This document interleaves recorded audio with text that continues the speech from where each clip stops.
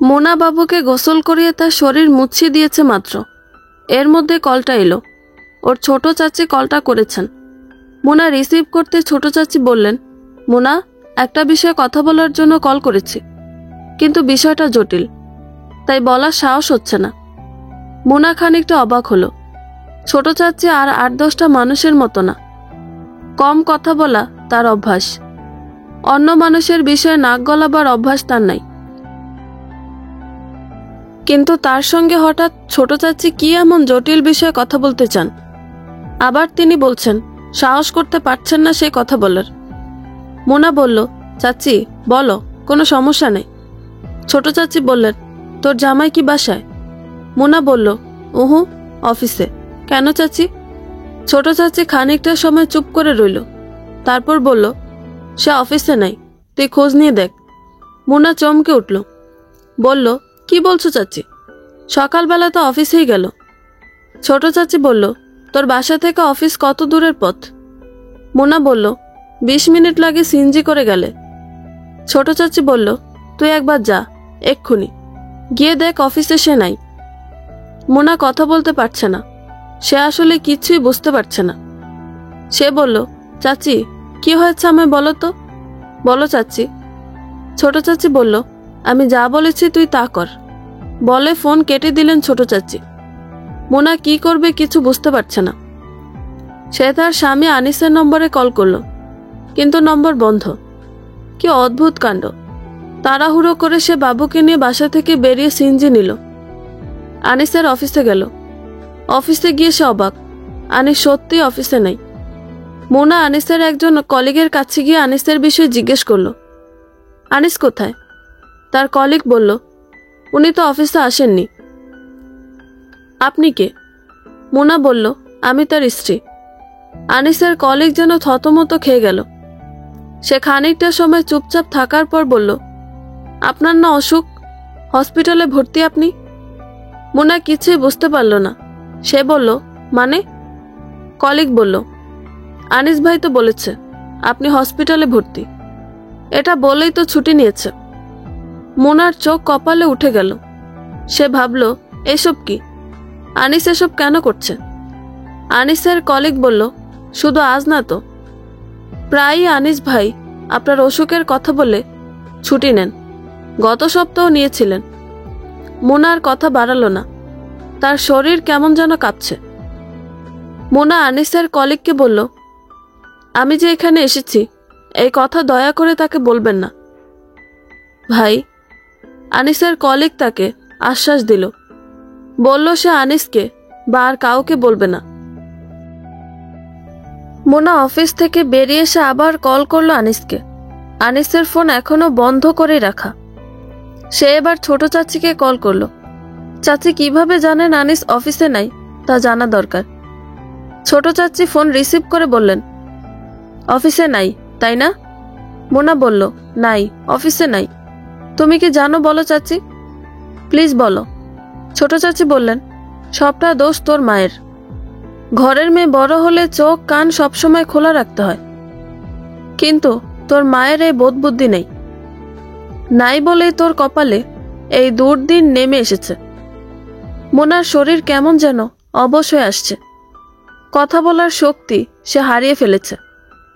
অফিসের বাইরে যে চা স্টল আছে, ওখানে একটা চেয়ারের উপর ধপাস করে সে বসে পড়ল।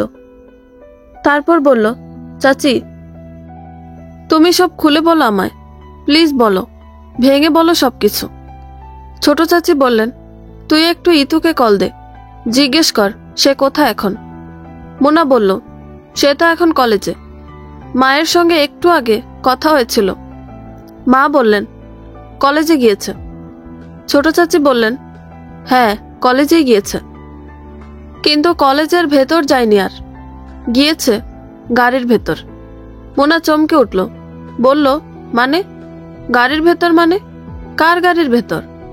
ছোট চাচি বললেন, আনিসের গাড়ির ভেতর। আনিস সপ্তাহে কমপক্ষে 2 দিন আসে এখানে, ইতুর কলেজের সামনে। তারপর ইতুকে গাড়ি করে নিয়ে কোথায় যেন চলে যায়, ফিরে আসে কলেজ ছুটির সময়। কলেজের সামনে এসে ছুটির সময় নামিয়ে দিয়ে যায় আনিস। মোনা আর সহ্য করতে পারছে না, সে থরথর করে কাঁপছে। বাবুকে ধরে রাখা শক্তিটুকুও তার নাই।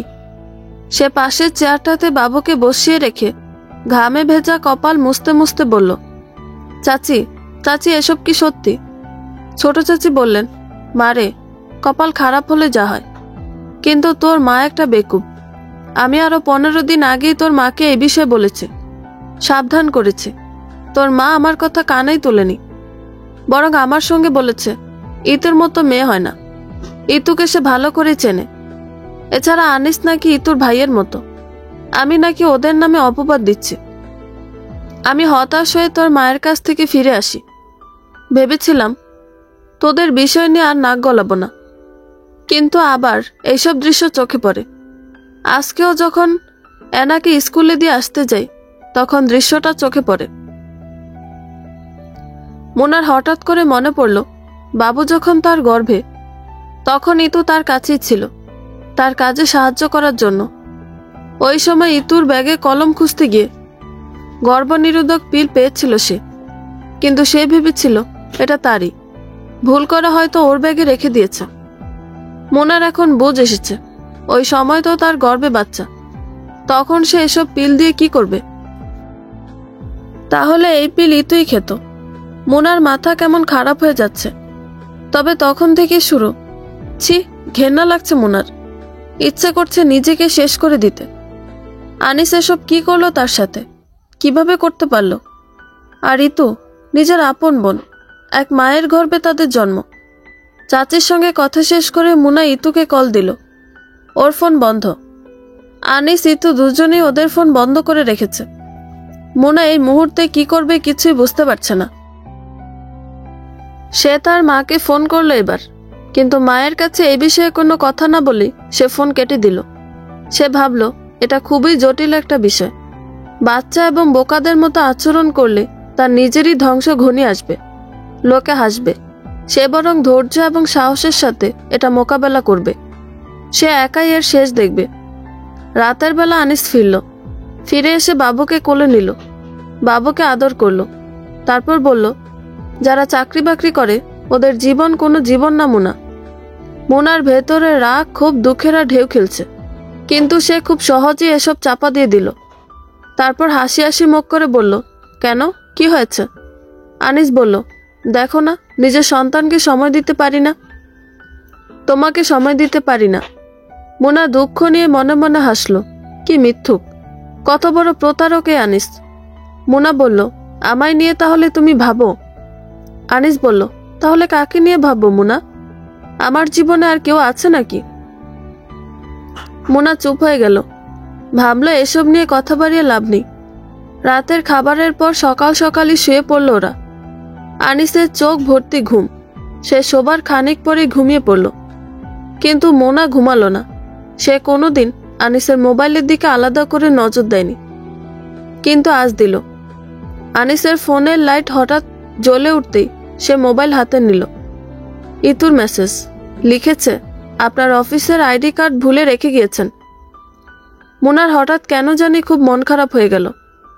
একটু আগে যে সে ধৈর্য এবং সাহসের সঙ্গে সবকিছু মোকাবেলা করার প্রতিজ্ঞা করেছিল, কিন্তু এই মুহূর্তে তার মনে হচ্ছে সে এসবের কিছুই পারবে না। মুনা এই প্রথম কাঁদল। বালিশের পেটে মুখ চেপে ইচ্ছে মতো কাঁদল। সকালবেলা আনিস ঘুম থেকে উঠে নাস্তা করে অফিসে চলে গেল। যাবার আগে সে ঘুমিয়ে থাকা বাবুর কপালে চুমু খেল। তারপর মুনা চোখের দিকে দীর্ঘ সময় ধরে তাকিয়ে রইল। মুনা অবাক হলো, এভাবে তাকাচ্ছে কেন হঠাৎ? ভাবল সে। বলল মুখ খুলে, কি হয়েছে হঠাৎ? মনে হচ্ছে নতুন করে দেখছো আমায়। আনিস হাসল, বলল, ভালোবাসার মানুষ কখনো পুরনো হয় না, ওরা সবসময় নতুনই থাকে।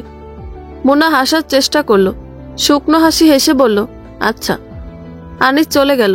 ও চলে যাবার পর মুনার কি যে কান্না পেল। মানুষ এরকম হয় কি করে? কি করে এরকম ভেতরে নোংরামি রেখে ভালো মানুষের মুখোশ পরে থাকে? মুনার হঠাৎ কি হলো কে জানে। রাগে নিজেই খানিকটা সময় নিজের চুল ধরে টানল। ঘরের কিছু জিনিসপত্র ভাঙল। যতটা পারে কাঁদল। তারপর বেসিনের কাছে দাঁড়িয়ে জলের কলটা ছেড়ে ইচ্ছে মতো চোখে মুখে পানি ছিটিয়ে দিল। ভেঙে ফেলা সব জিনিসপত্র ঝুড়িতে করে দূরের ডাস্টবিনে ছুঁড়ে ফেলে এলো। তারপর নিজের কাছেই নিজে বলল, মোনা, তুমি দুর্বল না, তুমি কাঁদতে পারো না এভাবে, তুমি শক্ত, তুমি সংগ্রামী, তুমি আর কখনোই দুর্বলতা দেখাবে না। তুমি কৌশলে শয়তানকে তোমার জালে আটকে দিবে, শয়তানের মুখোশ উন্মোচন করে দিবে। মোনা তার ছোট চাচিকে আবার কল দিল, বলল, চাচি, তুমি আর আমি ছাড়া এই বিষয়ে আর কেউ কিছু জানে? ছোট চাচি বললেন, না, আমার জানা মতো আর কারো জানার কথা না। মোনা বলল, চাচি, তোমার কাছে আমার অনুরোধ রইল, আর কাউকে কিছু বলবে না এই বিষয়ে, আর কেউ জানবে না এসব। ছোট চাচি বললেন, এটা কেমন কথা মোনা? তুই সব জেনেও চুপচাপ এসব হজম করবি? মোনা খানিকটা সময় চুপ করে রইল, তারপর লম্বা একটা দীর্ঘশ্বাস ফেলে বলল, জানি না ছোট চাচি, কিন্তু তুমি সব গোপন রাখবে, সব কিছু। ফোন রেখে দিয়ে সে বাবুর পাশে খানিকটা সময় বসে রইল। তারপর ওখান থেকে উঠে গিয়ে শোকেসের ড্রয়ার খুলে একটা ছবির অ্যালবাম বের করে আনলো। তারপর একের পর এক পৃষ্ঠা উল্টাতে লাগলো। অ্যালবামের প্রতিটা পৃষ্ঠায় ইতুর ছবি। ইতু যখন বাচ্চা ছিল, যখন তার ইঁদুরের মতো ছোট্ট কিছু দাঁত গজালো, যখন সে দৌড়াতে শিখলো, স্কুলে যেতে শুরু করলো। এরকম প্রতিটা ধাপের ছবি তার কাছে আছে। মোনার স্পষ্ট মনে আছে, ক্লাস 8-এ বৃত্তির টাকা পেয়ে নিজের জন্য কিছু কিনে নিছে, কিন্তু ছোট্ট ইতুর জন্য লাল টকটকে একটা জামা কিনেছিল। সেই ইতু তার সঙ্গে কিভাবে এরকম করতে পারল? ইতু কি জানে না তাকে মোনা কত ভালোবাসে? মোনা যেরকম মানুষকে ভালোবাসতে জানে, ওরকম প্রতারক কিংবা ভণ্ডদের শিক্ষাও দিতে জানে। ছোট চাচি যে জিজ্ঞেস করলেন, মোনা কি মুখ বুজে সব সহ্য করে নিবি কিনা? মোনা কিন্তু কোনো উত্তর করেনি। সে বলেছে জানে না, কিন্তু সে জানে কি করবে। সে প্রতারকদের কখনো ছেড়ে দেয় না, সুযোগ দেয় শুধু শুধরাবার। কিন্তু সেই সময় উতরে গেলে মোনা যা করার ঠিক তাই করে। মোনার খুব ভালো মনে আছে, তখন সে 9-এ পড়ে। মধ্যবয়সী বুলবুল স্যারের কাছে সে অঙ্ক পড়ত। সমাজে খুব সম্মান ছিল স্যারের, সবার কাছে তিনি ভালো মানুষ হিসেবেই পরিচিত ছিলেন। মোনাও তাকে ভালো জানত, নিজের বাবার মতোই সম্মান করত তাকে।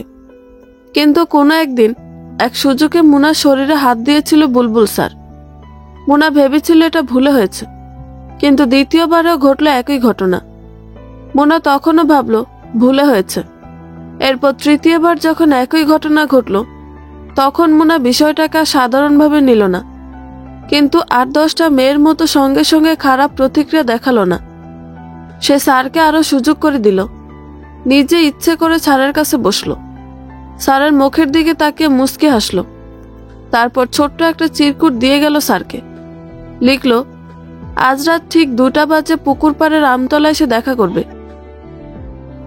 স্যার যেন ওখানে আসে। স্যার ঠিকই রাতে এলো। মোনা দেখা করতেও গেল, স্যারকে তার কাছে আসতেও দিল, একেবারে কাছে। তারপর স্যার যখন ডান হাতটা তার দিকে বাড়ালো, ঠিক তখন পেছন থেকে বটিটা নিয়ে এক কোপে স্যারের হাতটা আলাদা করে দিল। এত বড় ঘটনার পরেও কিন্তু বুলবুল স্যার কোনো কিছু করতে পারেনি মোনার। কাউকে এই বিষয়ে কিছু বলতেও পারেনি, সম্মান হারানোর ভয়ে। সে বরং মানুষের কাছে বলেছে দুর্বৃত্তরা তার ওপর রাতের অন্ধকারে হঠাৎ হামলা করেছে। মোনা তাই যতটা সহজ সরল, ঠিক ততটা কঠিন কঠোর। সে যতটা জল ততটা অনল। মোনা ঠিক করলো, আনিস আরেকবার যেদিন নিতুর সঙ্গে দেখা করতে যাবে, সেদিন ছোট চাচির কাছ থেকে খবর পাওয়া মাত্র সে আনিসের বড় ভাইকে কল করবে, মাকেও কল করবে। তারপর ওদের সাথে করে নিয়ে গিয়ে কলেজের পাশে কোথাও লুকিয়ে থাকবে। তারপর কলেজ ছুটির সময় আনিস যখন নিতুকে দিয়ে যেতে আসবে, তখন সবাইকে সাথে নিয়ে আনিসকে হাতে নাতে ধরবে সে। এছাড়া আনিসকে স্বীকার করাবার আর কোনো উপায় নেই। তাকে হাতে নাতে ধরতে না পারলে সে উল্টো মোনাকে দোষারোপ করবে। আনিস চালাকিটা বেশ ভালো জানে। মোনার ভাগ্য হয়তো বেশিই খারাপ। ভাগ্য খারাপ বলে সে যা চেয়েছিল তা হয়নি, ঘটনা গোপন থাকেনি। 2 দিন পর ইতু তাকে নিচ থেকে কল দিল। কল দিয়ে বলল, দুলাভাই কই? মোনা অবাক হলো, ঘটনা কি সে বুঝতে পারছে না। ইতু হঠাৎ এরকম সাহস দেখাচ্ছে কি করে, তাও তার কাছে ফোন করে। মোনা বলল, কেন, কি সমস্যা? ইতু রাগে গজগজ করতে করতে বলল, অনেক সমস্যা। তোর জামাইয়ের সাথে নাকি আমি হোটেলে গিয়ে শোয়াশুয়ি করি, তোর সংসারে নাকি আমি আগুন দিতেছি। মোনা চমকে উঠল। এই ইতুকেই তো সব কোলে কাকে করে বড় করেছে, নিজের হাতে তাকে গোসল করিয়ে খাইয়ে দিয়েছে, স্বরবর্ণ ব্যঞ্জনবর্ণ চিনিয়েছে। এই ইতুই তার সঙ্গে এভাবে কথা বলছে আজ। মোনা বলল, মায়ের কাছে ফোনটা দে, তোর সঙ্গে আমার কোনো কথা নেই। ইতু রেগে মেগে আরো আগুন হয়ে গেল। সে একরকম চিৎকার করে বলল, কথা নাই মানে কি? ছোট চাচি এসব কি বলেছে মায়ের কাছে? কোন সাহসে এসব বলেছে? আমি কি খারাপ? আমি কি বেশ্যা? তার মুখ দিয়ে যা আসছে তাই সে বলে যাচ্ছে। বড় বোনের সঙ্গে যে কথা বলছে এটা হয়তো তার মাথায় নেই। মোনাকে কোনো কথা বলার সুযোগই দিচ্ছে না সে। মোনাকে বরং সে ধমক দিয়ে থামিয়ে দিচ্ছে বারবার। বলছে, ছোট চাচিকে এসবের প্রমাণ দিতে হবে, প্রমাণ দিতে না পারলে ছোট চাচিকে সে দেখে নিবে। মোনা আর কথা বাড়ালো না, সে ফোন কেটে দিল। এর আরো 2 ঘন্টা পর সে মাকে কল দিল। মা ফোন রিসিভ করলে বলল, ইতু দুপুরবেলা ফোন দিয়ে এসব কি বলল আমায়। মা ফিসফিস করে বলল, যা সত্যি তাই বলেছে। তোর ছোট চাচি তোদের নিয়ে খেলা খেলতেছে। আনিস ইতুকে কেমন চোখে দেখে আমি জানি না। তোদের ভালো চায় না তোর চাচি, ও চাচ্ছে তোর সংসারটা ভেঙে দিতে। ইতু বড় হয়েছে, ওর নামে কলঙ্ক দিয়ে সুন্দর জীবন কিভাবে নষ্ট করা যায় তাই চাচ্ছে তোর চাচি, কিন্তু আমি তা হতে দিব না। সারা গ্রামের লোক ডেকে সালিশ বসাবো আমি। মোনা স্তব্ধ হয়ে গেল একেবারে। মা এমন বেকুব কেন? নিজের সন্তানের ঘরের খবর সারা পাড়ার মানুষের কানে তুলে দিতে চান তিনি। মোনা কি করবে কিছুই বুঝতে পারছে না, কিন্তু সে এটা বুঝতে পারল যে ইতু থেমে থাকবে না। সে ভয়ঙ্কর কিছু ঘটিয়ে বসবে এবার। আনিস বাসায় ফিরল অন্য সব দিনের মতোই, রাতের বেলা। তার মধ্যে কোনো রাগ উৎকণ্ঠা এসব কোনো কিছু ছিটে ফোটাও নাই। আর সব দিনের মতোই তাকে দেখাচ্ছে ফুরফুরে, যেন কিছুই হয়নি। সে এসে বাবুকে আদর করলো, বাবুর সঙ্গে খেলা করলো। মোনা কি রান্না করেছে না করেছে এসব জিজ্ঞেস করলো। মোনা অবাক হবার চরমে পৌঁছালো। আনিস কি কিছু জানে না নাকি? ইতু তাকে এখনো কিছু বলেনি? ইতু তাকে বলবে না এটা ভাবা যায়? আর ইতু যদি তার কাছে এসব বলে তবে সে এখনো স্বাভাবিক আছে কি করে? তার চেহারা দেখে তো মনে হয় না ইতু তাকে কিছু বলেছে। মোনার মাথায় ধরে না কিছু। মোনা কি করবে বুঝতে পারছে না। নিজ থেকে আনিসকে কিছু বলবে নাকি? ওর সঙ্গে কি সে চিৎকার চেঁচামেচি করবে? তারপর রাতেই বাচ্চা নিয়ে ঘর ছেড়ে সংসার ছেড়ে দেশান্তরী হবে। কিন্তু কোথায় যাবে সে? তার যাবার একটি তো জায়গা, মায়ের কাছে। কিন্তু ওখানেও তো আরেক কালসাপ, ইতু। এই ইতুই তো তার জীবনটা নরক বানিয়ে দিয়েছে। মোনা আপাতত নিজেকে দমিয়ে রাখলো। সে জানে রাগ দেখিয়ে কোনো কিছুতে জেতা যায় না। জেতার জন্য 2টি জিনিসের প্রয়োজন, ধৈর্য এবং চেষ্টা, চালিয়ে যাওয়া। মোনা তাই করবে। রাতে মোনার খুব কাছে এলো আনিস। তার মাথায় আলতো করে হাত বুলিয়ে দিল, চুমু খেলো তাকে। তারপর ওর মাথার নিচে ডান হাতটা রেখে ওকে আরো কাছে টেনে নিল। মোনার এসব আদর আহ্লাদ ভালো লাগছে না। একটা সময় আনিসের একটুখানি স্পর্শের জন্য সে মুখিয়ে থাকতো। আনিস তাকে চুমু খেলে তার মনে হতো স্বর্গের কোনো নহর বুঝি তার ঠোঁটের কাছে চলে এসেছে। কিন্তু আজ এমন লাগছে না, বরং তার গা কেমন ঘিন ঘিন করছে। কিন্তু সে তা কোনোভাবেই প্রকাশও করতে পারছে না। আনিস এর মধ্যে কথা বলল, মুনা, এই তো ফোন করেছিল আমায়। ফোন করে আমায় জিজ্ঞেস করলো আমি তাকে কার মতো দেখি, বোনের চোখে নাকি অন্য কোনো চোখে। আমি অবাক হলাম, বললাম, কেন? হঠাৎ এমন কথা বলছে কেন? আমি কি ভুল কিছু করেছি? সে বলে, আগে বলুন কার চোখে দেখেন আমায়। আমি বলি আমার নিজের কোনো বোন নাই, তোমাদের ভাই নেই। তুমি আমার অনেক ছোট, তুমি আমার স্ত্রীর সবচেয়ে আদরের ছোট বোন। এমনকি আমি জানি তোমাকে আমার স্ত্রী কতটা আদর করে নিজের সন্তানের মতো বড় করেছে। ইতু, তোমাকে আমি কতটা স্নেহ করি তা সবাই জানে। ইতু কেঁদে ফেললো তখন, আর ফোন কেটে দিল। এরপর বারবার ফোন দিল, রিসিভ করলো না। মায়ের ফোনে কল দিল, ওপাশ থেকে কেটে দিয়েছে। সম্ভবত ইতুর কাছে মার ফোন ছিল। কি হয়েছে বলো তো মোনা, আমি কিছুই বুঝতে পারছি না। ইতু হঠাৎ এরকম করলো কেন, এসব জিজ্ঞেস করলো কেন? মোনা একেবারে বোকা বনে গেল। ইতুকে সে কিভাবে সন্দেহ করতে পারল? আর আনিসকে? তার হঠাৎ করে মনে হলো যা যা সে ভেবেছিল এর সব ভুল। ইতুর ব্যাগে যে পিল পেয়েছিল এটাও সম্ভবত সে নিজেই রেখেছিল ভুলে। মোনার মনে হলো এখানে তাদের নিয়ে কেউ একজন খেলছে, বিরাট খেলা খেলছে। সেই কেউ একজনটা কে? মোনার ছোট চাচি? মোনা কিচ্ছু বলল না, চুপ করে রইল। আনিস বলল, তুমি এই বিষয়ে কিছু জানো মোনা? কেউ কি চাচ্ছে আমাদের সুন্দর সম্পর্কগুলো নষ্ট করে দিতে? মোনা কাঁদলো আবার, চুপি চুপি। এমনকি আনিস তার এত কাছে থেকেও কিছুতেই বুঝতে পারল না যে মোনার চোখ ভিজে উঠেছে জলে। সে রাতে এক ফোঁটাও ঘুম হয়নি মোনার।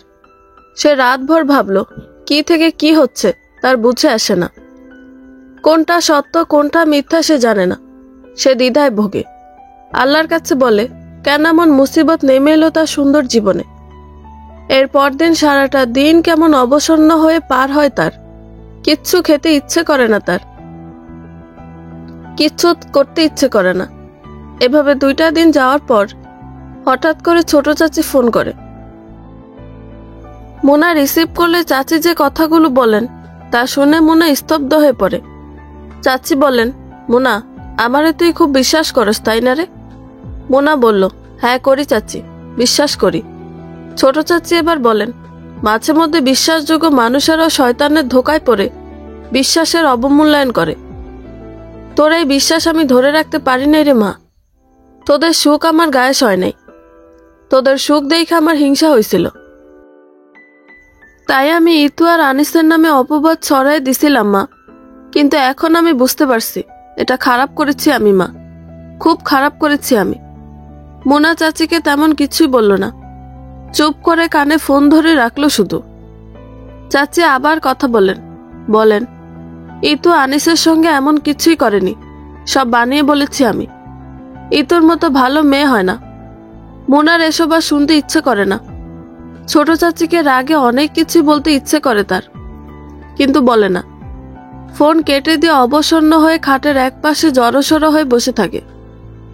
সেদিন সন্ধ্যাবেলা ইতুও তাকে ফোন করে ইতু বলে, দেখলি আপা ছোট চাচির হাল? আমি যখন বললাম আপনি যে কথা ছড়িয়েছেন এর প্রমাণ দিন, উনি আমতা আমতা করে, এটা সেটা বলে কথা ঘুরাতে চেষ্টা করে। পরে যখন ধরলাম শক্ত করে, এরপর স্বীকার করেছে সব। বলেছে অপবাদ দিয়েছিল আমার নামে, ভুল করেছে সে, আর এমন করবে না। হাত জোর করে ক্ষমাও চেয়েছে। ইতোর কাছ থেকে মা ফোন নিয়ে ছোট চাচির সম্পর্কে মাও অনেক কিছু বলল তোদের মান সম্মান যাবে বলে আমি এটা নিয়ে ঘাটাঘাটি করিনি, নয়তো গ্রামের সব মানুষের সামনে ওই হারামজাদিকে আমি জুতাপেটা করতাম, উচিত শিক্ষা দিয়ে ছাড়তাম ওরে। আমি তো আগে থেকে জানি ও তোদের ভালো চায় না। নিজের যে মেয়ে একটা হয়েছে ওইটা ছেলেদের সাথে সারাক্ষণ ইটিস পিটিস করে বেড়ায়, কোন দিন কোন ছেলের সঙ্গে পালিয়ে যায়। এই ভয়ে প্রতিদিন স্কুলে নিয়ে যাওয়া আসা করতে হয় মেয়েরে, আর সে আসছে আমার মেয়েদের নিয়ে নাক গলাতে। এইরকম চরিত্রহীন মেয়েরে কি মনে করস ভালো করে বিয়ে দিতে পারবো না। এই জন্যই তোদের নিয়ে পড়ে আছে সে, তোদের পেছনে লাগছে। তার উদ্দেশ্য তোদের সুন্দর ঘর সংসার কিভাবে ভেঙে খান খান করে দেয়া যায় তা। তোদের চোখ কান সবসময় খোলা রাখতে হবে। মনে রাখবি, মা বোনের বাইরে আর কেউ আপন হয় না। চাচি রক্তের কেউ না, নিজের কেউ না। মায়ের চেয়ে মাসির দরদ কখনো বেশি হয় না। মোনা কিছু বলবে না করেও মাকে বলল, মা এসবের সঙ্গে আমার তোমার ঋতুর মানসম্মান জড়িত। বাইরের মানুষের কানে এসব পৌঁছালে আমরা মা মেয়েরা কোনো দিন কাউকে মুখ দেখাতে পারবো না। তাই তুমি এসব নিয়ে একটা টু শব্দও করবা না। ইতুকেও বলবা চুপচাপ থাকতে। ছোট চাচির সঙ্গে ভালো মন্দ কোনো রকম কথা বলার প্রয়োজন নেই, বুঝলে? মা বলল, আচ্ছা। মুনা ফোন রেখে দিল। এরপর মাসখানে খুব ভালো সময় গেল, কিন্তু সমস্যাটা হলো 1 মাস পর। একদিন হুট করে আনিসের ওই কলিগ এসে বাসায় উপস্থিত। তখন আনিস অফিসে। এই লোক অফিস রেখে দুপুরবেলা এখানে এলো কেন? মুনা কিছু জিজ্ঞেস করার আগে ওই লোক কথা বলল, আমি এসেছি একটা জরুরি কাজে ভাবি, কিন্তু এই জরুরতটা আমার না। মুনা চমকে উঠল, বলল, তাহলে কার? আনিসের কলিগ হাসলো, বলল, সেটা আপনি বুঝে নিবেন একটু পর, আমার নিজ থেকে কিছুই বলার প্রয়োজন নাই। বলে তার কাঁধে ঝুলানো ব্যাগ থেকে একটা খাম বের করে আনলো। লম্বা এবং হলুদ রঙের খাম, খামের মুখ আঠা দিয়ে লাগানো। সেই খাম মুনার হাতে তুলে দিয়ে আনিসের কলিগ বলল, খাম খুললে আপনি বুঝতে পারবেন আপনার জরুরত কি। এখন আমি যাই, এরপর আবার আসব, একবার না আরো অনেকবার আমাদের দেখা হবে। বলে আবার হাসলো লোকটা, খানিকটা শব্দ করে। তারপর হন হন করে হেঁটে পেছনের গলি দিয়ে বেরিয়ে গেল। ও চলে যাবার সঙ্গে সঙ্গে মুনা ঘরে এলো। এসে তাড়াহুড়ো করে খাম খুলতেই এর ভেতর যা দেখলো তা দেখার পর তার সমস্ত শরীর একবারে ঘেমে একসার হলো। নিজেকে এই মুহূর্তে স্থির রাখায় তার কঠিন হয়ে পড়ল। কিন্তু কি করবে এখন সে? এই খামের ভেতরে থাকা এসব দেখার আগে তার মরণ হলো না কেন?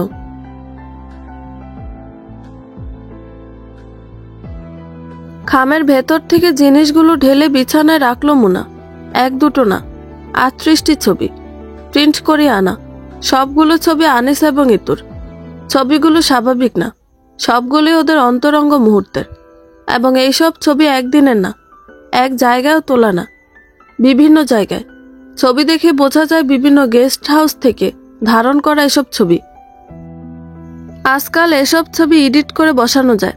অনেকে এরকম এডিট করে এসব ছবি কিংবা ভিডিও ভাইরাল করে দিয়ে মানুষের সম্মানহানি করছে। মুনা এসব জানে ভালো করে, কিন্তু মুনা এটাও জানে যে এখানে রাখা 38টি ছবির 38টি আসল, নকল বা এডিট করা না। সে খুব ভালো করেই চোখ বুলিয়ে দেখেছে। নিজের স্বামীর শরীর স্ত্রীর চেয়ে অন্য কারোর ভালো চেনার কথা না। আর ইতু তার হাতেই বড় হয়েছে। কিশোরী বয়সে ইতুর একটা অপারেশন হয়েছিল পেটে। অপারেশনের সেই দাগ মুনার চেনা। ছবি তো সে খুব ভালো করেই দেখেছে। এসব দেখার পর মুনার বিশ্বাস করার কোনো কারণ নাই ঘটনা সম্পর্কে। তাহলে ছোট চাচি ঠিক। মুনা এক মুহূর্ত ভাবল, মরে যাবে, মরে গেলে একমাত্র তার মুক্তি। যে মেয়ে সারা জীবন আত্মহত্যাকে ঘৃণা করেছে, সেই মেয়েই আজ আত্মহত্যা করবে বলে ড্রয়িং রুমে গিয়ে একপাশে রাখা টেবিলটা টেনে ঘরের মাঝখানে নিল, একেবারে ঝুলে থাকা ফ্যানের নিচে। তারপর টেবিলের ওপর টেনে কাঠের চেয়ারটা তুলল। তারপর আবার নেমে এলো নিচে। তার ঘরে গিয়ে ওড়নাটা নিয়ে এসে ফ্যানের সঙ্গে বাঁধল। তারপর নিজের গলায় যখন ওড়নার প্যাচ দিয়ে গিট দিতে যাবে, ঠিক তখন বাবু কেঁদে ওঠে। ঘুমিয়েছিল এতক্ষণ, হঠাৎ ঘুম ভেঙে গেছে। মোনা কান্না না শোনার ভান করল। সে তাড়াহুড়ো করে গিট দেবার চেষ্টা করছে, কিন্তু হঠাৎ করে তার মনে হলো বাচ্চাটা তার দুধ ছাড়া আর কিচ্ছু মুখে তুললে না। সে যদি না থাকে তবে বাচ্চাটা কিভাবে বাঁচবে? আনিস বাচ্চার দায়িত্ব নিবে না। বাচ্চার প্রতি তার বিন্দুমাত্র দরদ নেই। যতটা দরদ সে দেখায় তা তার লোক দেখানো। আনিস এই লোক দেখানোটা খুব ভালো পারে। তারপর বাবুর জায়গা কোথায় হবে? কোন এক অনাথলে? মোনা কিভাবে এটা সহ্য করবে মা হয়ে? মরে গেলেও কি তার আর মুক্তি মিলবে? মোনার সবটা শরীর ঘামতে থাকে, তার চোখ ভিজে যায় জলে। গলা থেকে ওড়না ছাড়িয়ে নেসে নিচে নেমে এক লাথি দিয়ে ওদিকে টেবিল আর চেয়ার ফেলে দেয় মোনা। তারপর পাগলের মতো দৌড়ে বাবুর কাছে আসে। এসে বাবুকে টেনে কোলে নেয়, বুকের সঙ্গে ঝাপটে ধরে, চুমু খায়। মোনা হঠাৎ করে কেমন যেন বদলে গিয়েছে একেবারে। আনিস এবং ইতুর বিষয়টা নিয়ে তার কোনো ভাবনা নাই। ঘরে রান্না বান্না চলছে।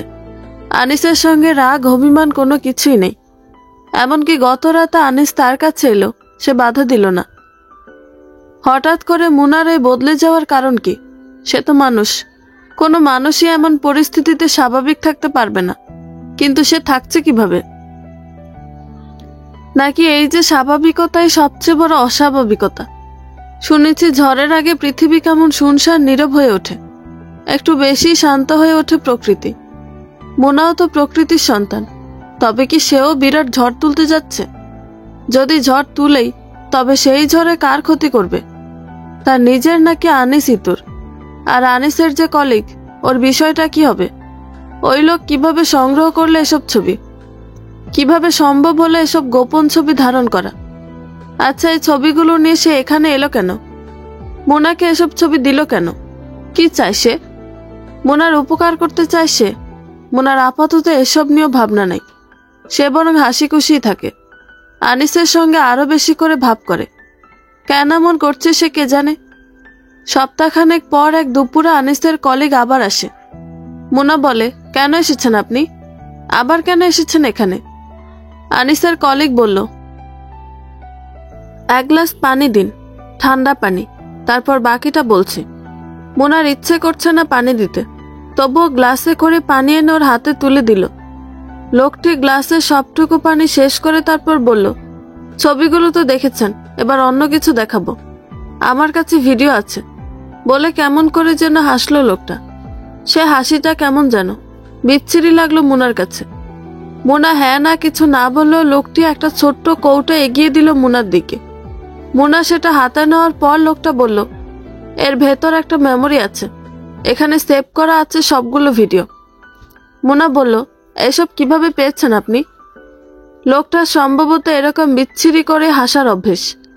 এবারও হাসলো, হেসে তারপর বলল, কিভাবে পেয়েছি তা বড় কথা না, পেয়েছি এটাই বড় কথা। মোনা বলল, তাহলে এসব আমায় দিচ্ছেন কেন আপনি? কি চান আপনি? লোকটা বলল, কিচ্ছু চাই না। আপনি যে অফিসে গিয়েছিলেন, বললেন আপনি অসুস্থ না। আপনি অসুস্থ না, অথচ আনিস ভাই কদিন পর পর অফিস কামাই করে, তাও মিথ্যে বলে এটা করে। তারপর গোপনে কোথায় যেন চলে যায়। বিষয়টা আমার কাছে খুব সন্দেহের মনে হয়। তারপর থেকে তাকে ফলো করতে শুরু করি আমি। শেষে সন্ধান মিলে। এরপর বুঝতে পারি একটা কম বয়সী মেয়ের সঙ্গে তার সখ্যতা গড়ে উঠেছে। এই মেয়েকে নিয়ে নিয়মিত তার হোটেলে আনাগোনা হয়। একটা সময় পর ঘাটাঘাটি করে এটাও জানতে পারি যে এই মেয়ে আর কেউ না, আপনারই ছোট বোন। তো আমার ইচ্ছে করে বিষয়টা আপনাকে জানাতে, কিন্তু আমার মুখের কথা আপনি বিশ্বাস করবেন কেন? আমি তো আর আপনার বিশ্বস্ত বা কাছের কেউ না, তাই প্রমাণসহ আপনার কাছে আসি। নিজেই টাকা দিয়ে তারা যেসব হোটেলে যেত, ওখানকার মালিক পক্ষের লোকদের হাত করে ওদের দিয়ে গোপন ক্যামেরার মাধ্যমে ভিডিও করাই। সব আপনার জন্যই করেছি, আপনার মঙ্গলের জন্য। মোনা হাসলো, হেসে বলল, আপনি আর কখনো এখানে আসবেন না। আমি আমার মঙ্গল টঙ্গল কিচ্ছু চাই না। যান বলছি, এক্ষুনি আমার সামনে থেকে চলে যান। আনিসের কলিগ এবার শব্দ করে হাসলো, খুব বিশ্রী তার সে হাসি। হাসি হেসে তারপর সে বলল, যাবার আগে একটা কথা বলে যাই শুনেন। আপনার হাজব্যান্ড আর বোনের এসব ছবি ভিডিও কিন্তু আমার হাতে আমি রেখে দিব না। কথাটা শেষ করলো না সে। এমনভাবে কথাটা বলল সে যেন মুনা নিজেই বাকিটা অনুমান করতে পারে। মুনা বলল, তাহলে কি করবেন? ছড়িয়ে দিবেন? ভাইরাল করে দিবেন সব, তাই না? লোকটি বলল, ঠিক ধরেছেন, আপনি জ্ঞানী মহিলা, ভাইরাল করে দিব। মান সম্মান চুলোয় যাবে আপনাদের। আপনার বোন লজ্জায় ঘৃণায় আত্মহত্যা করবে। এরপর আপনার স্বামী দেশান্তরী হবে। আপনার মা অসুস্থ হয়ে ঘরে পড়ে যাবে। আপনি একঘরে হবেন, কাউকে মুখ দেখাতে পারবেন না কখনোই। সবাই থুতু দিবে আপনার মুখে। মুনা চিন্তিত হবার ভান করলো, তারপর বলল, না না, এরকম কিছু করবেন না প্লিজ। এরকম করলে আমাদের সর্বনাশ হবে। লোকটি বলল, এই তো লাইনে এসেছেন, কিন্তু আমি তো এমনি এমনি এত কষ্ট করিনি ভাবি। আমি এর প্রাপ্য বিনিময় চাই। বিনিময় ছাড়া আমি কিচ্ছু করি না যে। মুনা বলল, কি চান আপনি বলুন। লোকটি বলল, আমার চরিত্র ভালো, আমার ঘরের বউ সুন্দরী, বাইরের নারীর প্রতি আমার লোভ নাই। আমি নারী লোভী হলে অবশ্যই আপনারে চাইতাম, কিন্তু আপনার চেয়ে আমার কাছে গুরুত্বপূর্ণ হলো টাকা। টাকা হলে নারী গাড়ির অভাব হয় না। মুনা কোনো কথাই বলল না, চুপ করে রইল। লোকটি বলল, 10 লাখ টাকা চাই আমি, 1 টাকাও কম দিলে হবে না। মুনা বলল, টাকা 10 লাখই দিব, কিন্তু আপনার ওয়াদা করতে হবে এই টাকা পাওয়ার পর আপনি এইসব ছবি ভিডিও ডিলিট করে দিবেন। আনিসের কলিগ বলল, আমার মরা মায়ের কসম, সব ডিলিট করে দিব, কিচ্ছু রাখবো না। যদি রাখি তবে যেন আমার কুকুরের মতো মরণ হয়। মুনা খানিকটা সময় চুপ করে রইল, তারপর বলল, আপনাকে আমি বিশ্বাস করলাম। আনিসের কলিগ বলল, আপনাকেও। মুনা বলল, আপনার চাওয়া টাকা এখন তো দিতে পারবো না, সময় লাগবে, আমাকে 1 সপ্তাহ সময় দিতে হবে। আনিসের কলিগ বলল, 1 সপ্তাহের সময় আমি দিতে পারবো না, আমার হাতে এত সময় নেই, আমার টাকার প্রয়োজন। আমি আপনাকে 3 দিন সময় দিব, মানে 72 ঘন্টা। এরপর 1 সেকেন্ড গেলেও কাজ হবে না। মুনা বলল, ঠিক আছে, তাই দিন।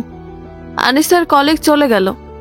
ও চলে যাবার পর মুনা নিজেকে নিজে শুনিয়ে বলল, যাও, নিজের তৈরি ফাঁদে নিজে আটকাতে যাও। মুনা কেন এই কথা বলল?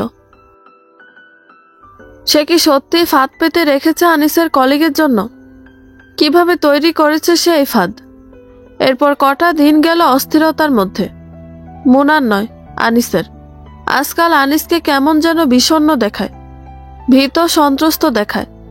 রাতের পর রাত জেগে থাকে সে, ঘুমায় না।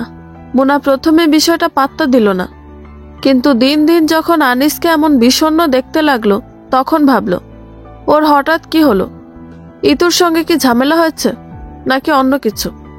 এমন মনমরা নিস্তেজ হয়ে থাকা আনিসই হঠাৎ এক রাতে কিভাবে যেন জেগে উঠল শরীরে।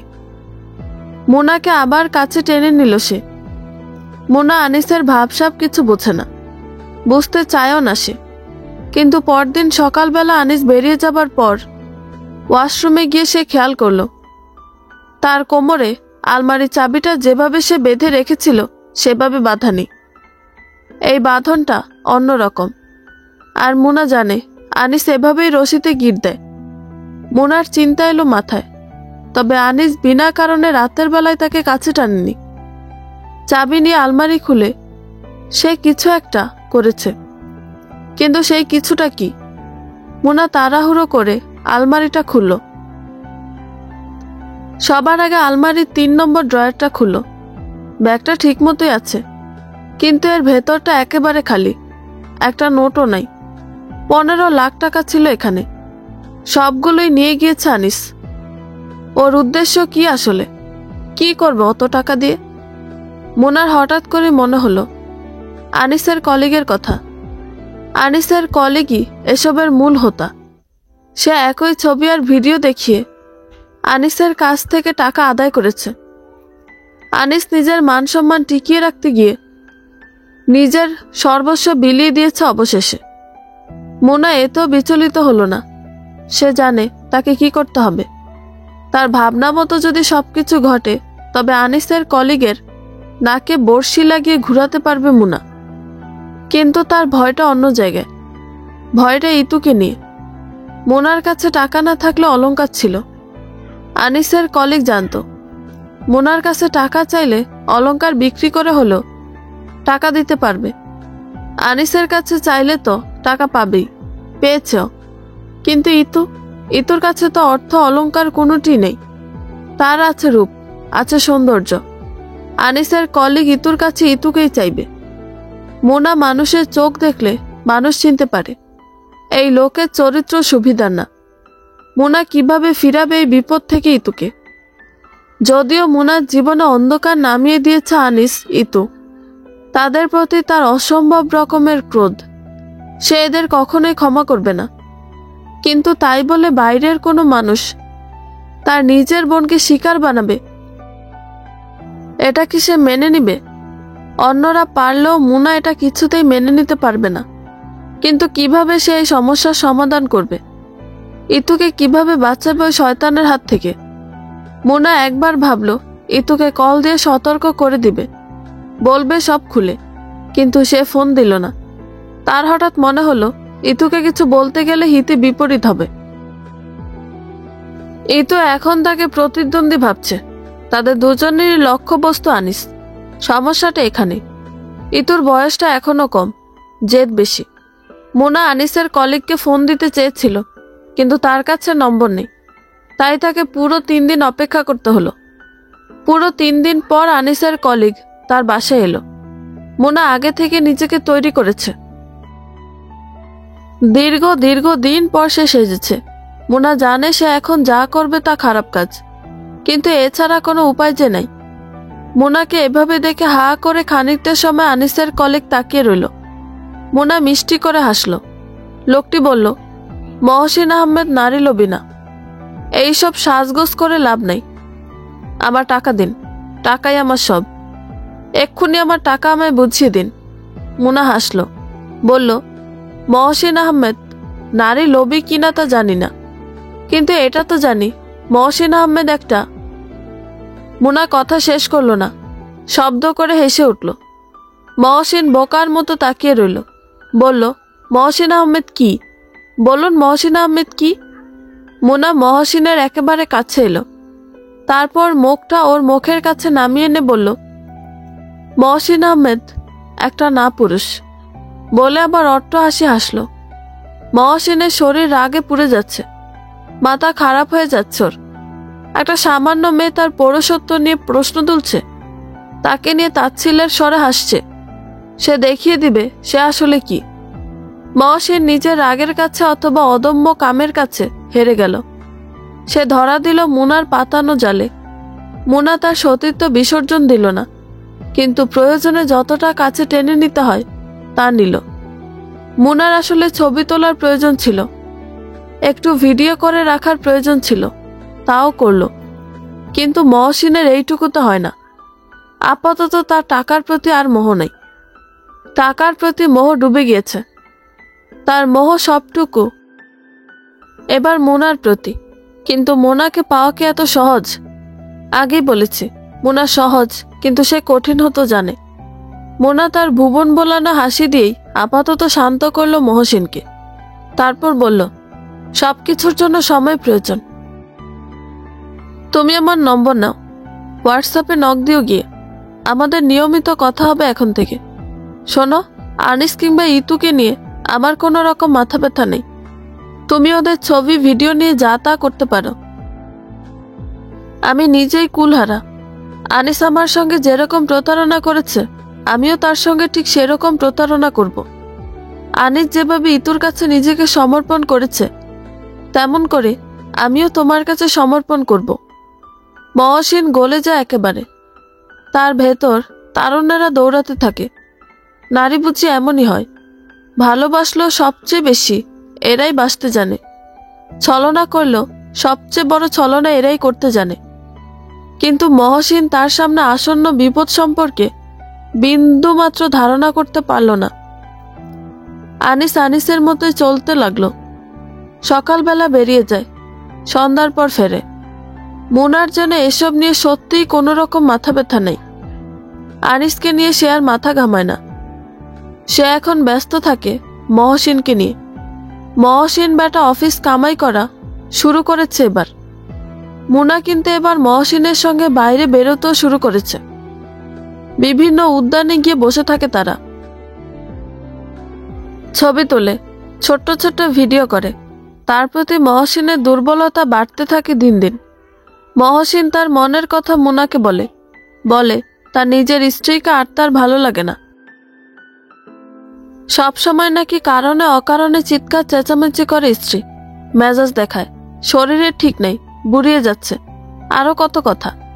একদিন তো এও বলল, মুনা যদি তাকে বিয়ে করতে রাজি হয় তবে সে বর্তমান স্ত্রী ডিভোর্স দিবে। মুনা বলল, বাচ্চা কাচ্চা আছে যে, ওদের কি হবে? মহসিন বলে, পরেরটা পরে দেখা যাবে। মুনা বলে, আমি ঝামেলা চাই না, সব ছেড়ে আমার কাছে আসতে হবে তোমার। মহসিন খানিক সময় ভাবে, তারপর বলে, তাই হবে, তোমার কথা মতোই সব হবে।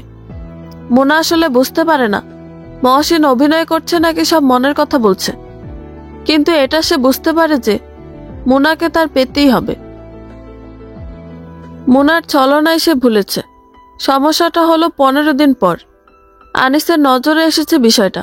সে দেখেছে মোনা সারাক্ষণ ফোন নিয়ে ব্যস্ত থাকে, লুকিয়ে কথা বলে, বাসা থেকে বেরিয়েও যায় মাঝে মধ্যে।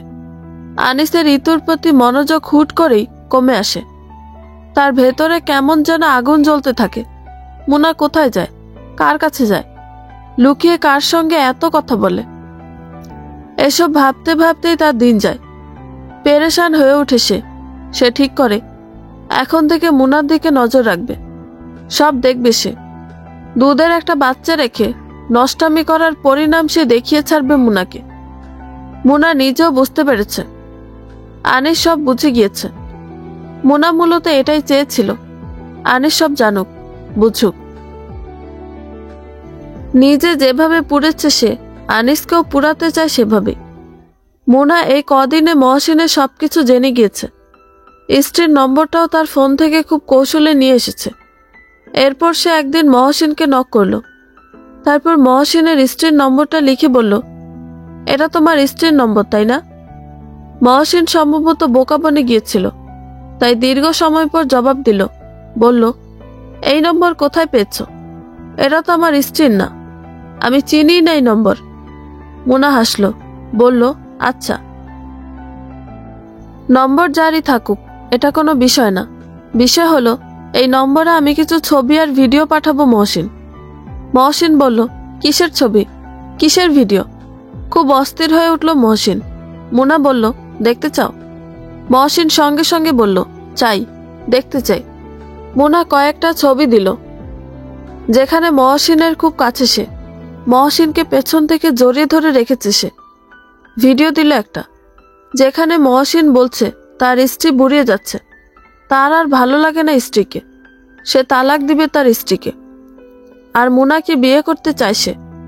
মহসিন সঙ্গে সঙ্গে কল করলো ওকে, কিন্তু মোনা ফোন রিসিভ করে না। মহসিন বারবার কল দিচ্ছে, মোনা ফোন আসছে দেখে মিটিমিটি হাসে, ফোন ধরেও দেখে না। অবশেষে মহসিন মেসেজ লিখলো, আমার সর্বনাশ করো না মোনা, আমার বাচ্চারা বড় হয়ে গেছে, ওরা বাবা ছাড়া কিচ্ছু বোঝে না, ওদের আমি মুখ দেখাতে পারবো না। আমার স্ত্রী আমায় খুব ভালোবাসে, তাকে কোনোদিন আমি মুখ দেখাতে পারবো না, আমার সব শেষ হয়ে যাবে মোনা। মোনা হাসির ইমোজি দিল, তারপর বলল, জীবনে আর কাউকে ব্ল্যাকমেল করবে কখনো? মহসিন বলল, না, করব না, কোনো দিন না, আমার মরা মায়ের কসম। মোনা আবার হাসল, বলল, তোমাদের কাছে মা বোন বলতে কিছু নাই, তোরা নারী মানে ভোগের বস্তু মনে করিস, নারীকে ভোগ করতে পারাই তোদের কাছে ধর্ম মনে হয়। মহসিন অনুনয় বিনয় করছে, মোনাকে বলছে, তুমি আমার দর্বের বোন লাগো, তুমি আমারে বাঁচাও মোনা, আমার সংসারটা ভেঙে দিও না, পা ধরি তোমার মোনা। মোনা বলল, ঠিক আছে, কিচ্ছু করব না, কাউকে কোনো ছবি দিব না, আনিস যে তোমায় 15 লাখ টাকা দিয়েছে তা আমার কাছে ফেরত দাও, এটা ফেরত দিলে হবে। মহসিন বলে, মোনা, 5 লাখ খরচ হয়ে গেছে, আমার কাছে 10 লাখ আছে, এটাই দিতে পারবো আমি। মোনা হাসলো, বলল, তাহলে ছবিগুলো তোমার স্ত্রীর হোয়াটসঅ্যাপে পাঠাই। মহসিন বলল, না না, আমি পুরোটাই দিব। মোনা বলল, আজকেই দিতে হবে, আজ বিকাল ঠিক 3টায়, 1 মিনিট দেরি করলেই সব শেষ, তোমার স্ত্রীর কাছে পৌঁছে যাবে। ফোনে তাকে না পেলে সরাসরি তোমার বাসায় যাব, তোমার বাসা কিন্তু আমার চেনা মহসিন।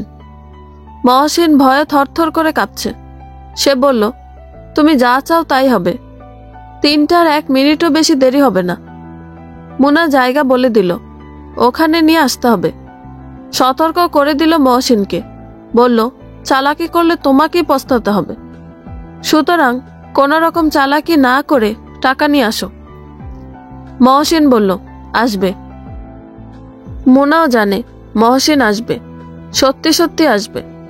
মোনা 2টা বাজতেই ঘর থেকে বের হলো, বাবু তার কোলে, সে খুব সতর্ক ভঙ্গিতে হেঁটে যাচ্ছে, কিন্তু মোনা তখনও জানে না যে তার পেছন পেছন আড়াল থেকে আরো একজন হেঁটে যাচ্ছে। মোনা হেঁটে যেতে যেতে একবার পেছন ফিরে তাকালো, তারপর মুচকি হাসলো সে। মোনা তার পরিচিত মানুষদের পায়ের আওয়াজ দূর থেকে শুনতে পায়, চিনতে পারে। দূরে যে লোকটা মাফলার দিয়ে তার সবটুকু মুখ ঢেকে রেখেছে। আর মোনা পেছন ফেরা মাত্রই বাঁদিকের গলির ভেতর গলিয়ে পড়েছে। সে আর কেউ না, আনিস। আনিস অফিস রেখে এখানেই ডিউটি করছে, মোনার পেছনে। মোনা তাই চেয়েছিল আনিস যে খেলাটা শুরু করেছিল সেই খেলার পুরোটাই এখন মোনা খেলবে। গোল দিতে হলে মোনা দিবে, আনিস না। মোনা খুব সাবধানে ফোন বের করে মহসিনের নম্বর ডায়াল করলো। তারপর জিজ্ঞেস করলো, তুমি কোথায়? মহসিন বলল, আর 15 মিনিট লাগবে আসতে, এসেই গিয়েছি প্রায়। মোনা বলল, এখানে না, এখানে এসো না তুমি। আমি তোমায় যা বলবো তুমি ঠিক তাই করো। মহসিন এমনিতেই ভয়ে অস্থির। সে বলল, কি করব মোনা? কি করতে হবে আমায়? মোনা বলল, তুমি ব্যাংকে চলে যাও, আমি ওখানেই আসছি। আমাদের দেখা হবে বিকেল 4টায়। ব্যাংকের নামও বলে দিল মোনা। কোন জায়গায় সেই ব্যাংক তাও বলে দিল। বলে সে কল কেটে দিল। তারপর সে সামনের যে ব্যস্ততম মার্কেট ওটাতে ঢুকে পড়ল। ওখান থেকে খুব দ্রুত অন্য একটা গেট দিয়ে বেরিয়ে সিএনজি নিয়ে নিল। বলল, ব্যাংকের সামনে নিয়ে যেতে। মোনা জানে আনিস এখন আর তার টিকিটটাও খুঁজে পাবে না, কিন্তু বেচারা এখন বুঝতে পারবে বিশ্বাসঘাতকতার যন্ত্রণা কতটা ভয়াবহ হয়। মহসিনের সঙ্গে দেখা হলো 3:58 আর ঠিক 4টায় ওর থেকে সবগুলো টাকা সে বুঝে নিল। তারপর মহসিনকে পথ দেখিয়ে দিয়ে বলল, সোজা বাসায় চলে যাও, ঘরের ছেলে ঘরে ফিরে যাও, ডানে বায়ে একদম তাকাবা না। যদি তাকাও, যদি আমার সঙ্গে কিংবা আনিস ইতুকে নিয়ে নতুন কোনো চক্রান্ত সাজাও, তবে আমি তোমার কি হাল করতে পারি তা তো তুমি বুঝতেই পারছো। মহসিনের কাঁদো কাঁদো অবস্থা। সে হাত জোর করে বলল, আমার জীবন নিয়ে টানাটানি বোন, যে শিক্ষা আমি পাইছি আর ভুল করব না জীবনে। মোনা বলল, এসব বাহাজারি এখানে করে লাভ নাই ভাই, এখন বেরিয়ে যাও এখান থেকে এক্ষুনি। মহসিন চলে গেল। এরপর মোনা ম্যানেজারের সঙ্গে কথা বলে 15 লাখের পুরো টাকাটাই ব্যাংকে জমা করে রেখে দিল। এই টাকা আনিসকে সে কখনোই ফেরত দিবে না, নিজেও ভোগ করবে না। এই টাকায় তার অধিকার নেই, কিন্তু বাবুর আছে। এই টাকাটা বাবুর থাকবে। বাবুর ভবিষ্যৎ নিয়ে মোনাকে ভাবতে হবে, তার পিতা ভাববে না। আনিস মোনাকে পথে হারিয়ে ফেলায় বেচারার মাথা খারাপ হয়ে পড়েছে। ব্যস্ততম মার্কেটে মোনার পেছন পেছন সেও ঢুকেছিল, কিন্তু এই মার্কেটের গেট অনেকগুলো। মোনা যে গেট দিয়ে বেরিয়েছে, এই গেটের ঠিক বিপরীত গেট দিয়ে বেরিয়েছে আনিস। সে বেরোনো মাত্র দেখল গেটের সামনে থেকে একটা সিএনজি ছুটে যাচ্ছে। মজার বিষয় হলো, সে নিজের চোখে দেখেছে একটা মেয়ে লোক সিএনজিতে উঠতেই সিএনজিটা ছেড়ে গিয়েছে। আনিস তখনই ধরে নিয়েছে এটা আর কেউ না, মোনা। মোনাই এই সিএনজি করে যাচ্ছে। সঙ্গে সঙ্গে পেছন থেকে অন্য একটা সিএনজি নিয়ে নিল আনিস। ওই সিএনজির সঙ্গে পাল্লা দিয়ে সে ছুটে যেতে লাগলো। অদ্ভুত বিষয় হলো, সামনে সিএনজি গিয়ে থামলো একেবারে থানার সামনে। এদিকে ভয়ে আনিসের অবস্থা কাহিল। সে ভাবল মোনা তার নামে মামলা করতেই থানায় গিয়েছে। তাড়াহুড়ো করে সে সিএনজিওয়ালাকে বলল, সিএনজি অন্যদিকে ঘুরাতে। আনিস তখনই ঠিক করলো সে এই শহরেই থাকবে না, পালিয়ে যাবে এখান থেকে। সে বুঝে গেল এখানে থাকলে জেলের ভাত খেতে হবে তাকে। সে ইতুকে ফোন করলো। ইতু ফোন রিসিভ করে সব শুনে সেও ভয় অস্থির। কিন্তু ইতুর বয়স কম হলেও সেও মোনার বোন। চরিত্রের দোষ তার থাকলেও মাথায় ঘিলু ঠিকই তার আছে। সে নিজেকে বাঁচাতে আনিসকে বলল, আপনি আর কখনোই আমায় কলটল দিবেন না, আপনার সঙ্গে আমার কোনো রকম সম্পর্ক নাই। আনিস বলল, এসব কি বলছো তুমি? তোমার মাথা খারাপ হয়ে গেছে নাকি? ইতু বলল, হ্যাঁ, মাথা খারাপ হয়ে গেছে। আমার মাথা খারাপ হলে আপনার কোনো সমস্যা? আনিস বলল, আমার কাছে কিন্তু তোমার নোট পিক আছে শত শত, ভিডিও আছে। ইতু বলল, তাতে আমার ইয়ের চুল ছেড়ে গেল। এতক্ষণ তো খুব ভালো করে বললাম, শুনিস নাই। এখন শোন, তুই এসব ছবি টবি নিয়ে বাড়াবাড়ি করলে আমি একটা রেপ কেস টুকে দিব থানায়, বুঝলি?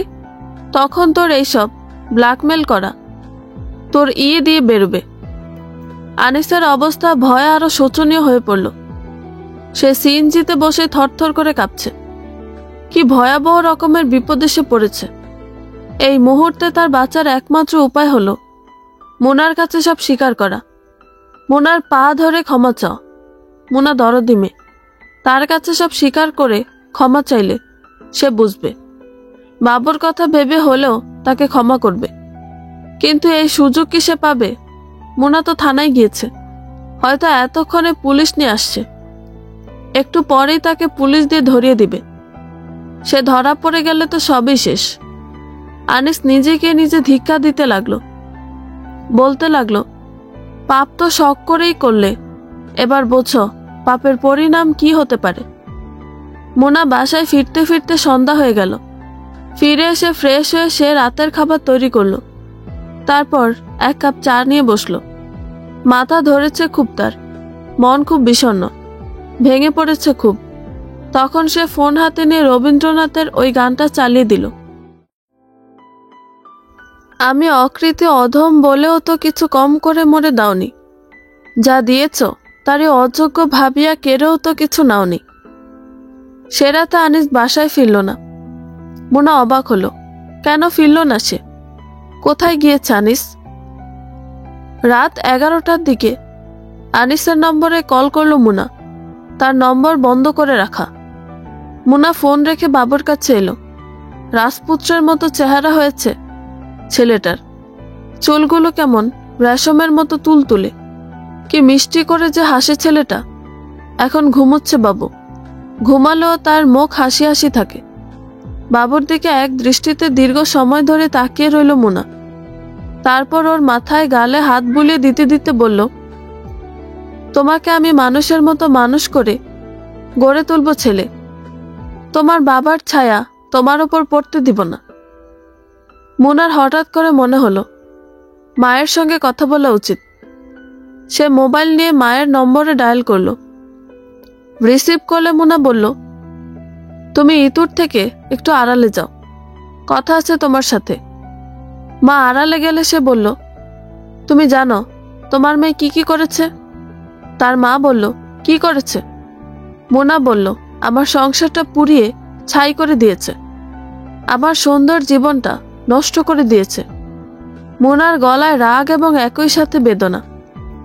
মোনার মা এই কথার একটু গুরুত্ব দিল না, বরং হেয়ালি করে বলল, আগেও তোরে সতর্ক করছি, বলছি মানুষের কথা নিয়ে নাচানাচি না করতে। তোর সংসারে আগুন ইতু লাগাইতেছে না, লাগাইতেছস তুই নিজে। নিজের স্বামী নিয়ে, বোন নিয়ে এরকম খারাপ সন্দেহ করলে কিভাবে সংসার টিকবে? এরকম করলে কোন স্বামী মেনে নিবে এসব? মোনা কখনোই মায়ের সঙ্গে রাগ নিয়ে কথা বলেনি, তর্ক করেনি। যদিও তার মা অনেকবার তর্ক করার মতো আচরণ করেছে তার সঙ্গে, কিন্তু এবার আর চুপ থাকতে পারল না। রাগে ফেটে যেতে যেতে সে বলল, তুই মা নামের কলঙ্ক, তোর জন্য তোর মেয়ে এত সুযোগ পেয়েছে। আমার চেয়ে তোরে ভালোকে চেনে। মা বলে এতকাল সব মুখ বুজে সহ্য করেছি, কিন্তু এখন তো চুপ করে থাকা যাচ্ছে না। আমার স্পষ্ট মনে আছে তুই মানুষের কাছে আমার ফুফুদের মেয়েদের নামে অপবাদ রটিয়ে দিতি। একবার আমার ফুফাতো বোনের খুব ভালো করে বিয়ে ঠিক হলো, সেই বিয়ে তুই ভেঙে দিলি অপবাদ দিয়ে। তোর এই বদ চরিত্রের জন্য তোর এই সমস্ত পাপের শাস্তি আমি ভোগ করছি। দুদিন পর তোর ছোট মেয়ের কুকীর্তি যখন মানুষ শুনবে, তখন মানুষ তোর মুখে থুতু দিবে। এখন আমার কথার গুরুত্ব দেবার দরকার নেই। দুদিন পর মানুষ যখন তোর মুখে থুতু ছিটিয়ে দিবে, সেদিন নিজ থেকেই গুরুত্ব বুঝতে পারবি। বলতে বলতে মুনা কেঁদে ফেলল। ফোনে কথা বলার মতো অবস্থা এখন আর তার নাই। সে ফোন কেটে দিল। সে রাতে আর ঘুমাতে পারল না মুনা। কিছুতেই চোখে ঘুম এলো না তার। রাতে আনিসও বাসায় ফিরল না। কিন্তু সকালবেলা মুনার চোখ একটু যে লেগে গিয়েছিল, সেই চোখ খুলল তার মায়ের ফোনে। চোখ খুলে ঘুমকাতর গলায় যখন মুনা বলল, কি হয়েছে, ফোন করলে কেন আমায়? মা তখন কাঁদতে কাঁদতে খবরটা দিল। বলল, আমার সর্বনাশ হয়ে গেছে রে মুনা, আমার সর্বনাশ হয়ে গেছে। ইতু ঘরে নাই, রাতে পালিয়ে গেছে।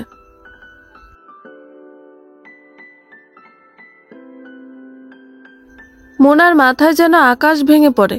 এটা কি শুনল সে? কিন্তু পরক্ষণে তার মনে হয় এটা হবারই ছিল। মুনা নিজেকে স্থির রাখতে চেষ্টা করে, পারে না। বুকের ভেতর আগুন জ্বলতে থাকে তার। হঠাৎ করে মুনার মাথায় আসে সেদিন সে একটা ড্রয়ার খুলে দেখেছিল, বাকিগুলো দেখেনি। যে ড্রয়ারে তার অলংকার রাখা সেটা দেখা উচিত ছিল। মুনা তাড়াহুড়ো করে গিয়ে 2 নম্বর ড্রয়ারটা খুলল। ড্রয়ার খুলে তার মাথা খারাপ হয়ে গেল। ড্রয়ারের ভেতর গয়নার শূন্য বাক্সগুলো পড়ে আছে। ভেতরে গয়না নেই, সব নিয়ে গিয়েছে আনিস। মুনার চোখ কেমন অন্ধকার দেখে। শরীরটা বড় দুর্বল লাগে। জগ থেকে গ্লাসে পানি ভর্তি গিয়ে দেখে তার হাত থরথর করে কাঁপছে। মুনা কোনো মতে 1 গ্লাস পানি নিয়ে খায়, তারপর বিছানায় এসে লম্বা সময় ধরে শুয়ে থাকে। কান্না তার আসে না, কাঁদার ইচ্ছেও তার নাই। এখন শক্ত হবার সময় তার, কিন্তু কোনো শক্তি বলে সে শক্ত হবে? এইচএসসি পরীক্ষাটাও পর্যন্ত সে দিতে পারেনি। এর আগেই মা তার বিয়ে দিয়ে দিল। ভালো পাত্র পেয়েছে। পাত্রপক্ষ উচ্চশিক্ষিত মেয়ে চায় না, তাদের মেট্রিক পাস দেওয়া মেয়েই যথেষ্ট, এর বেশি না। তবে মেয়ে দেখতে সুন্দরী হতে হবে, শ্বশুরবাড়ির লোকদের ভক্তি তোয়াজ করতে হবে। মুনাকে তাদের ভীষণ পছন্দ হলো। পছন্দ হয়েছে বলে সোনার গয়নায় মুড়িয়ে তাকে বউ করে নিয়েছে। কিন্তু লাভ কি হলো এতে? গয়না তো আর রইল না তার। যা থাকার ছিল, তা শিক্ষা, তা তো আর তার নাই। থাকলে আর চিন্তা হতো না। চাকরি একটা জুটিয়ে ফেলতো সে। মুনা বুঝতে পারল মেয়েদের নিজের পায়ে দাঁড়ানোটা কত দরকার। কিন্তু বুঝলেই বা কি হবে? মা তার মেরুদণ্ড শক্ত হতে দেয়নি। আধভাঙা মেরুদণ্ড নিয়ে মুনা সোজা হয়ে দাঁড়াবে কি করে এই সমাজে, এই বিরাট সংসারে? এত চিন্তার মধ্যে মুনা থাকার জায়গাটা হারাতে যাচ্ছে। দিন 15 পরে 3 জন লোক এসে বলল, এই বাড়ি এখন তাদের। সে যেন এই মাসের মধ্যে বাড়ি ছেড়ে দেয়। মুনা অবাক হলো, বলল, বাড়ি ছেড়ে দিবে কেন? আমার বাড়ি আমি ছাড়বো কেন? ওই 3 জন লোকের একজন বলল, এই বাড়ি আপনার না, আপনার স্বামীর। সে আমাদের কাছে জমি বিক্রি করে দিয়েছে। আমরা জমি কেনা বাবদ তাকে 2 লাখ টাকা জামানত দিয়েছি। মোনা আর কথা বলতে পারে না। আনিস এতটাই নীচ, তার কথা না হয় না ভাবল, কিন্তু নিজের সন্তানের কথা তো একটু ভাবতে পারত। মোনা এখন কি করবে? ব্যাংকে 15 লাখ টাকা আছে তার, বাবুর জন্য যে সেদিন রেখেছে। কিন্তু এই টাকা দিয়ে কি হবে তার? কদিন চলবে? আনিসকে কোথায় পাবে সে? ইতুকে? ওদের কি এভাবে ছেড়ে দিবে? তাকে যে কষ্ট দিয়েছে ওরা, যে প্রতারণা তার সঙ্গে করেছে, এর কি কোনো শাস্তি পাবে না ওরা? মুনা ভাবে তার শাশুড়িকে ফোন দিবে। শাশুড়ি গ্রামে থাকে। ওখানে আনিসের আরও 2 ভাই থাকে, বড় ভাই আর ছোট ভাই। ছোটজন অস্ট্রেলিয়ায় থাকে, বিয়ে করেনি এখনো। মুনা ফোন দিতে গিয়েও সাহস পায় না। বিয়ের পর প্রথম 1 বছর শাশুড়ির কাছেই ছিল সে, কিন্তু শাশুড়ি কথায় কথায় শুধু ভুল ধরে। এটা এভাবে না ওভাবে। মা কিছু শিখিয়ে দেয় নাই? নিয়ম নীতি জানো না? আরো কত সব। মুনার এসব ভালো লাগতো না। তাছাড়া আনিস থাকতো শহরে, চাকরি করত। আনিসকে ছেড়ে এখানে থাকতে তার ভালো লাগতো না। শেষে সে আনিসকে ধরল, শহরে চলে যাবে তার সাথে। আনিস তার মাকে বলল, বোঝালো, শহরে যেহেতু নিজেদের বাসাও আছে, বউ নিয়ে থাকলে ভাড়া টাড়া লাগছে না, তাই সে মুনাকে নিয়ে চলে যেতে চায়। মুনার শাশুড়ি খুব রাগ করে, রাজি হয় না। রাজি না হলে ওরা চলে আসে। এরপর আর শাশুড়ির কাছে কখনোই সে যায়নি। ভাসুর দেবরের সঙ্গেও তার যোগাযোগ নাই। এই জন্যই মুনা সাহস পাচ্ছে না শাশুড়িকে ফোন দিতে, কিন্তু ফোন তো তাকে দিতেই হবে, এছাড়া কোনো পথ সে দেখছে না। এমনকি নিজের মায়ের কাছেও সে যেতে পারবে না। মা যা করেছে, এরপর আর মায়ের সঙ্গে তার কোনো সম্পর্ক রাখার ইচ্ছে নেই। মুনা শেষে কল দেয় শাশুড়িকে, সব খুলে বলে শাশুড়ির কাছে। শাশুড়ি সব শুনে বলে দ্রুত তার কাছে চলে যেতে, তিনি বেঁচে থাকতে তার নাতি আশ্রয়হীন হয়ে থাকবে না। মুনা পরদিন সকালেই বাড়ির গেটে মস্ত তালা ঝুলিয়ে ছেলেকে সাথে নিয়ে শ্বশুরবাড়িতে রওনা হয়। ভাগ্য কি অদ্ভুত, তাই না? পরিস্থিতি মানুষকে তার অপ্রিয় মানুষদের কাছে আশ্রয়ের জন্য কিভাবে টেনে নিয়ে যায়। মুনা ভাবল আনিস ইতুকে নিয়ে সিলেটে চলে গিয়েছে। আনিসের বন্ধু রিপন ওখানকার বড় এক রেস্টুরেন্টের মালিক। এছাড়া আরো কি কি যেন ব্যবসা আছে তার। ক্ষমতাসীন দলের প্রথম সারির নেতাও সে। সিলেটের জিন্দাবাজারে বহুতল বাড়ি তৈরি করেছে, সেই বাড়িতে ওরা উঠেছে গিয়ে। রিপন 2 বার হজ করেছে, ধার্মিক মানুষ সে। স্ত্রী সন্তান আছে তার। স্ত্রী বাংলাদেশ ব্যাংকের অ্যাসিস্ট্যান্ট ডিরেক্টর, ঢাকায় থাকে বাচ্চা নিয়ে। আনিস হুট করে এভাবে ইতুকে নিয়ে এখানে আসায় সে ভীষণ বিরক্ত। আনিসকে বলল, আমি 5 ওয়াক্ত নামাজ পড়া লোক, এইসব ইলিগেল রিলেশন নিয়ে তোমরা এখানে থাকতে পারবা না আনিস। আনিস বলল, লিগেল করে নিব রিপন,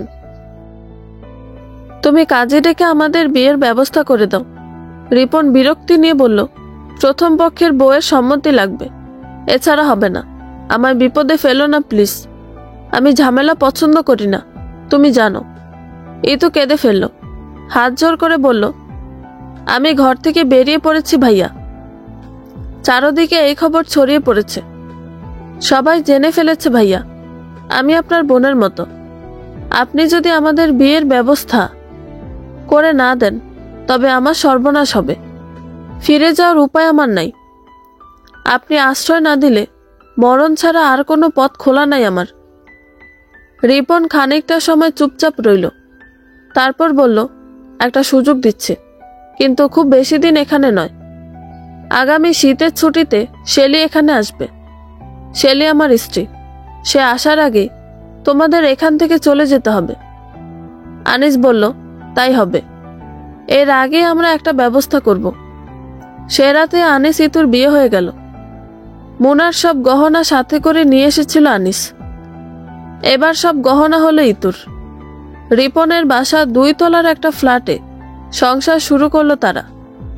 খুব মিষ্টি দিন যাচ্ছে ওদের। আনিসের কাছে মনে হয় এখানকার দিনগুলো তার স্বর্গীয়। বউ সেজে থাকা ইতুকে তার কাছে পৃথিবীর সাধারণ কোনো মেয়ে মনে হয় না, মনে হয় রূপকথার কোনো পরী।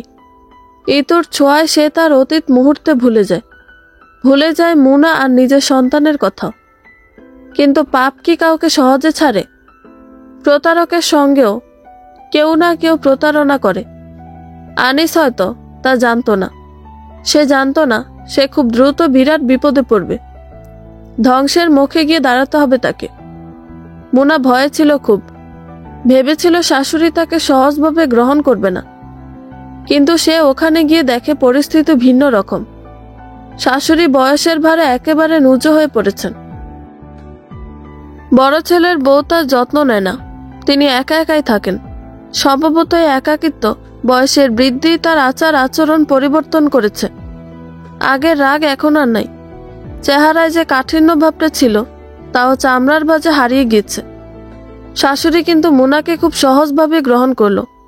নাতিকে কোলে নিয়ে চুমু খেয়ে আদর করলো, বলল, তুমি ভাই রাজপুত্রের মতো বড় হইবা, আমি সেই ব্যবস্থা করে রেখে যাব। মুনাকে বলল, তুমি মা দুশ্চিন্তা করো না, আমার ওপর ভরসা রাখো, দেখো আমি কি করি। মুনার যা যাবার সবই তো গেছে, তাই সে অত ভাবে না। তার আশ্রয়ের প্রয়োজন ছিল, আশ্রয় সে পেয়েছে। মুনার মধ্যেও পরিবর্তন এসেছে।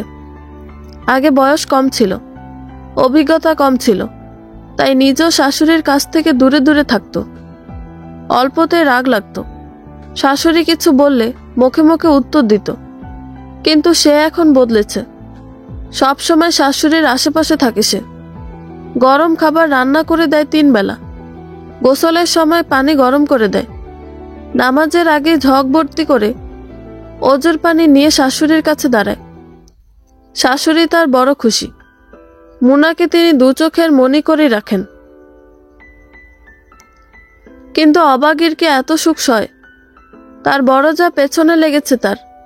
শাশুড়ির সঙ্গে মুনার ভাব সহ্য করতে পারছে না সে। বাড়িতে যে কাজের ছেলে আছে তার নাম তরিকুল। মদ গাঁজা খাওয়ার অভ্যেস আছে তার, তাই টাকা পয়সাও তার প্রয়োজন খুব। টাকা না থাকলে তার মাথা খারাপ হয়ে যায়। টাকার জন্য সে সব করতে পারে। মুনার জায়ের নাম রুকসানা। তাকে দেখলে মনে হবে ভাজা মাছ সে উল্টে খেতে জানে না। কিন্তু এই রুকসানায় তরিকুলকে টাকা দিয়ে মুনার পেছনে লাগালো। বলল, যে করি হোক মুনার চরিত্রে দাগ এঁকে দিতে হবে। এই বাড়ি থেকে মুনা আর তার ছেলেকে তাড়াতে হবে। তরিকুল সে অনুযায়ী কাজ করছে। কদিন আগে মুনার কাছে গিয়ে হঠাৎ করে হাও মাও করে কেঁদে উঠল। মুনা অবাক হলো, বলল, কি হয়েছে তরিকুল? কি হয়েছে তোমার? কাঁদতেছো কেন তুমি এভাবে? তরিকুল কাঁদতে কাঁদতে বলল, আমার একটা বোন ছিল, ঠিক আপনার মতো দেখতে। তার নাম ছিল জবা। তার বিয়েও ঠিক হয়েছিল, কিন্তু বিয়ের আগের রাতে ফাঁস লাগিয়ে সে মারা যায়। কেন মারা যায় আমরা কেউ জানি না। আপনারে দেখলেই খালি তার কথা মনে পড়ে, বলে আবার কাঁদতে লাগলো সে। মুনার খুব মায়া লাগলো। সে বলল, আজ থেকে তুমি আমায় বোন বলে ডাকবে, আপা ডাকবে আমায়, বুঝলা? তরিকুল খুশিতে আত্মহারা হয়ে উঠল। সে এখন মুনাকে আপা বলে ডাকে। বাবুকে কোলে নিয়ে বিকেলবেলা উঠোনে হাঁটে। গাছ চেনায় পাখি চেনায়। বাবুর সঙ্গে গল্প করতে করতে হেসে ভেঙে পড়ে। বাজারে গেলে খালি হাতে ফিরে না সে। বাবুর জন্য কিছু না কিছু আনবি, খেলনা, খাবার। মুনার জন্য একবার একটা নীল রঙের শাড়ি আনলো। 1 ডজন চুড়িও আনলো। মুনার ভাই নেই, বোন যে ছিল সে তো শত্রুর চেয়েও জঘন্য। তাই সে ধীরে ধীরে তরিকুলকে আপন করে নিতে লাগলো।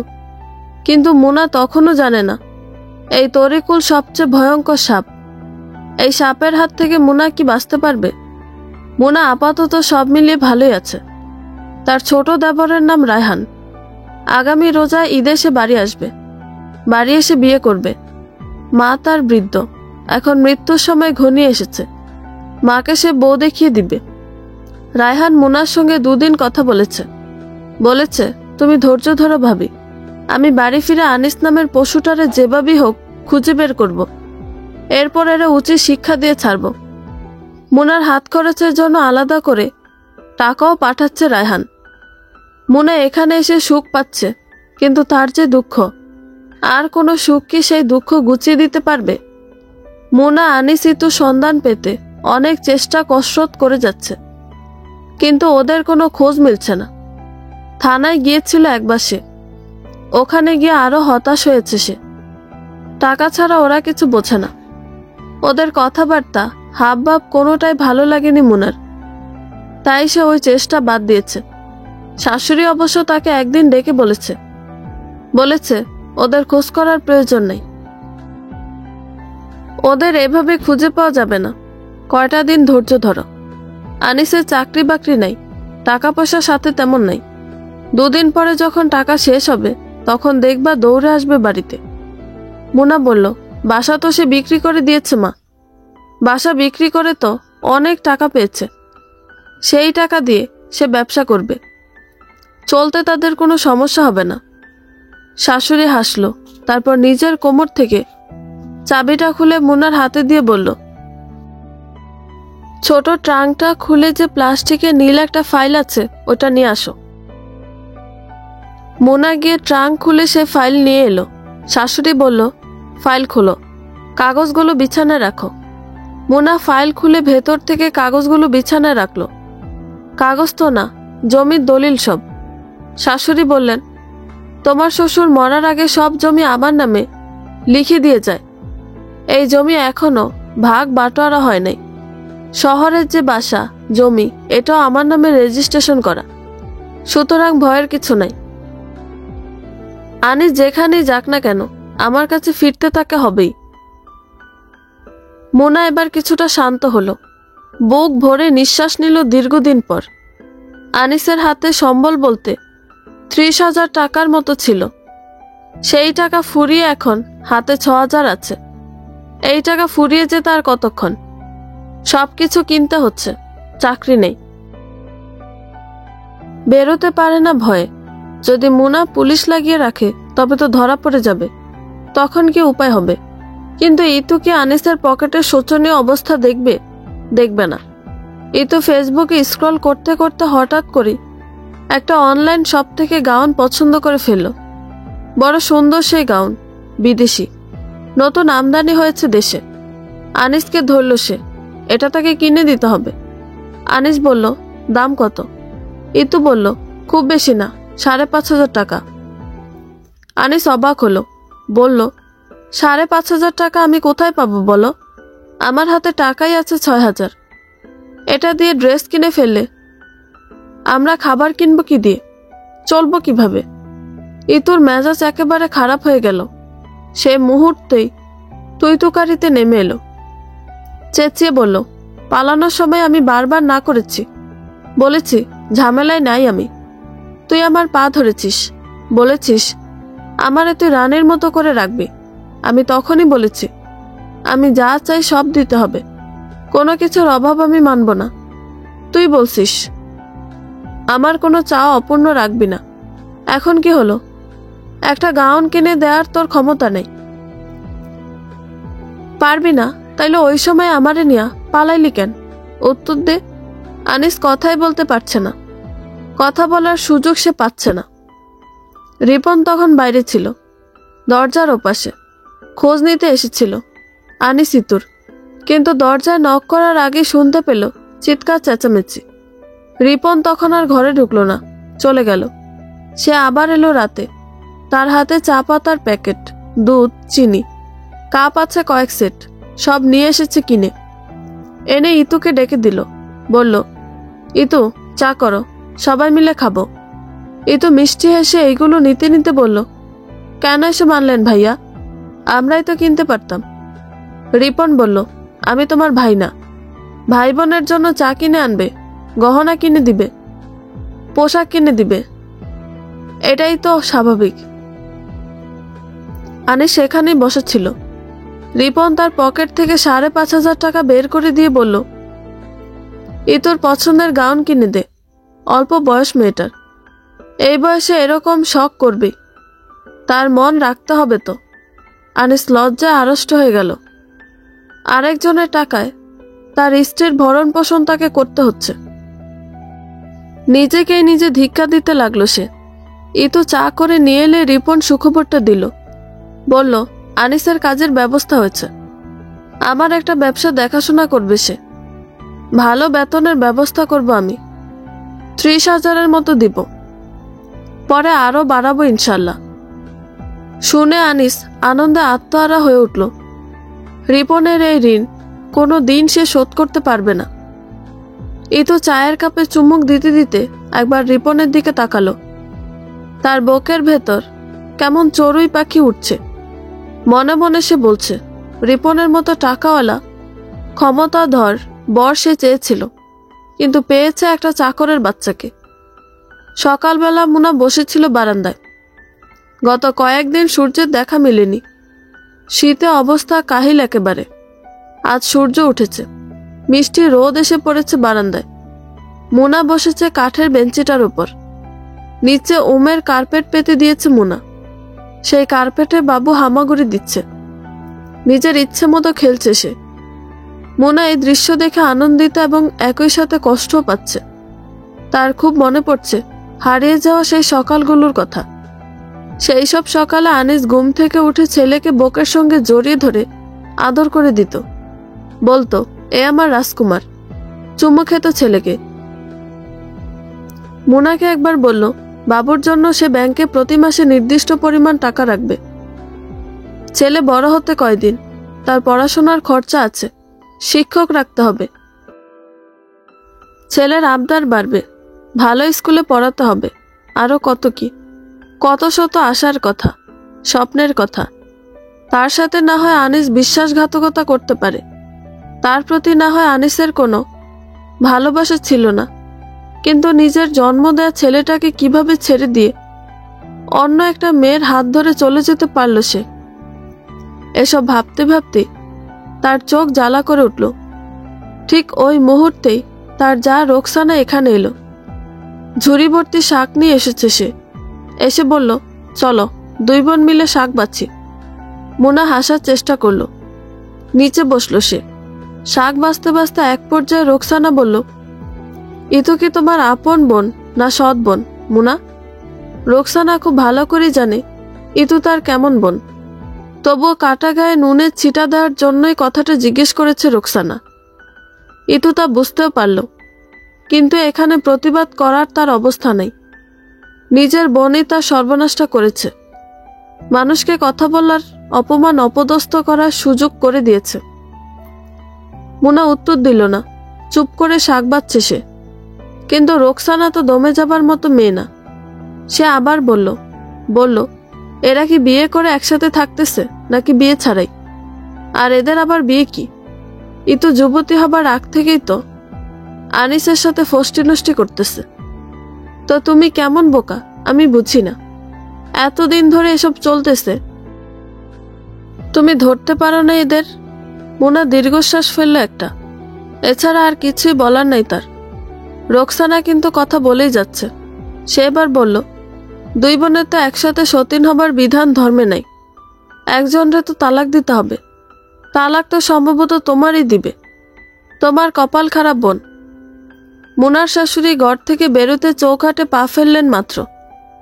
ঠিক তখনই কথাটা তিনি শুনলেন। শুনে বললেন, তোমার সমস্যা কি বড় বউ? রোকসানা বলল, কেন, কি হয়েছে আম্মা? মুনার শাশুড়ি বলল, তুমি মানুষটা ঘা দিয়ে কথা বলতে খুব পছন্দ করো। তোমার প্রশ্নের উত্তর আমি দেই শোনো। 2 বোন থেকে 1 বোনরে তালাক আনিসের দেওয়ার দরকার নেই। তালাক আনিসরে মুনাই দিবে, আমি দেয়াবো। কাগজপত্রের আমি ব্যবস্থা করতেছি। কাজের সঙ্গে আমার আলাপ হয়েছে। মুনা এসব জানতো না, কিন্তু তার মনে এই চিন্তা আগে এসেছে। আনিসের সঙ্গে আবার সংসার হবে এই ইচ্ছে তার কবেই মরে গিয়েছে। কিন্তু তার মনে বড় ভয়। আনিসের সঙ্গে তার যে বৈবাহিক সম্পর্ক, এটা যখন ছিন্ন হয়ে যাবে, তখন তো সে এই বাড়ির কেউ থাকবে না। এই যে তার শাশুড়ি, তিনিও তো আর তার শাশুড়ি থাকবেন না তখন। তখন তার কি উপায় হবে? কোথায় যাবে সে? কার কাছে যাবে? রোকসানা তার শাশুড়ির উত্তরে মুখ বেজার করে রাখল। উত্তর তার পছন্দ হয়নি। সে মনে মনে আল্লাহর কাছে বলল, আল্লাহ, এই বুড়িরে উঠায় নিলে আমি মসজিদে 5টা মোমবাতি দিব। এর মরণ দাও আল্লাহ। এছাড়া সে ওই পরিকল্পনাটিও সাজিয়ে নিল। তরিকুলকে দিয়ে একটা অঘটন ঘটাবে সে। তাকে লজ্জিত করে সারা গ্রামের লোক দিয়ে সালিশ বসিয়ে মুনাকে এই বাড়ি থেকে বের করবে। সে মনে মনে বলল, মুনারে যদি অপমান করে এই বাড়ি থেকে বের করতে না পারে, তবে এক বাপের জন্ম না তার।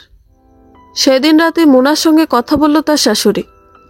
বলল, আনিসের সঙ্গে স্বামী স্ত্রীর সম্পর্ক রাখার তোমার কোনো রকম ইচ্ছা আছে? তোমার মতামত কি এই বিষয়ে মুনা? মুনা খানিকটা সময় চুপ করে রইল। তারপর বলল, না মা, নাই। শাশুড়ি এবার বলল, তোমার বিয়ের সময় যে কাবিননামা ছিল, ওইখানে আমি একটা কাজ করিয়েছিলাম। শুধু তোমারটা না, আমার বড় ছেলের বিয়েতেও একই কাজ করিয়েছিলাম। সেখানে উল্লেখ ছিল, স্বামী যেমন স্ত্রীরে ছাড়তে পারবো, স্ত্রীও পারবো। মারে, আমাদের সমাজ খালি পুরুষের পছন্দটাই দেখে। পুরুষের যদি স্ত্রীরে ভালো না লাগে, তবে সে স্ত্রীরে ডিভোর্স দেয়। আর স্ত্রীর যদি স্বামী পছন্দ না হয়, স্বামী যদি তার খারাপ হয়, তাইলে কি উচিত না স্ত্রীর ডিভোর্স দেওয়ার অধিকার থাকা?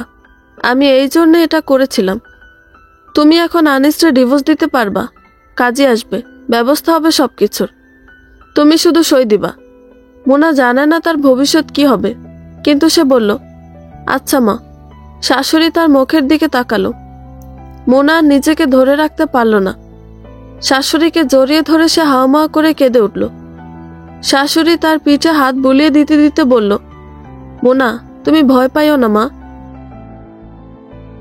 আমি তোমার জন্য এমন কিছু করে যাব যাতে তুমি একা না হয়ে যাও, আশ্রয়হীন না হয়ে যাও। তরিকুল বসে আছে উঠোনে, তার নেশার টাকা ছিল না। রোকসানা তাকে 1000 খানেক টাকা দিয়েছে, বলেছে 1-2 দিনের মধ্যে ঘটনাটা ঘটাতে হবে। তরিকুল জিজ্ঞেস করলো, কি করতে হবে বলেন ভাবি? ঘটনা ঘটানো আমার জন্য ব্যাপার না। রোকসানা হাসল, বলল, সময় হলে আমিই বলবো কি ঘটাতে হবে। সেদিন বিকেলে অন্যরকম একটা ঘটনা ঘটল তরিকুলের সাথে। তরিকুল বাবুকে নিয়ে উঠানোর একপাশে বসে গল্প করছে। মুনা তখনই তার পাশে এলো। এসে মুনা একটা ভাঁজ করা রুমাল তুলে দিল তরিকুলের হাতে, দিয়ে বলল, বোন তার ভাইকে একটা স্মৃতি দিয়েছে। তরিকুল সেই রুমালের ভাঁজ ভেঙে চমকে উঠল। রুমালের মধ্যে সুতার কাজ করে একটা ছবি এঁকেছে মুনা। সেই ছবি হুবু তরিকুলের। ছবির নিচে লেখা 2 লাইনের কবিতা। তরিকুলের পড়াশোনা ক্লাস 5 পর্যন্ত। সে পড়ল কবিতার লাইন 2টি। মুনা লিখেছে, শাকে শাকে ফুটেরাও গোলাপের ফুল, চিরদিন সুখে থেকো ভাই তরিকুল।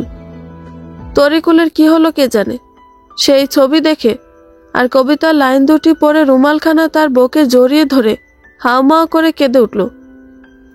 তার পকেটে তখনও রোকসানার দা 1000 টাকার নোটটা ছিল। সেই টাকা পকেট থেকে বের করে এনে ছিঁড়ে টুকরো টুকরো করে ফেলে দিল।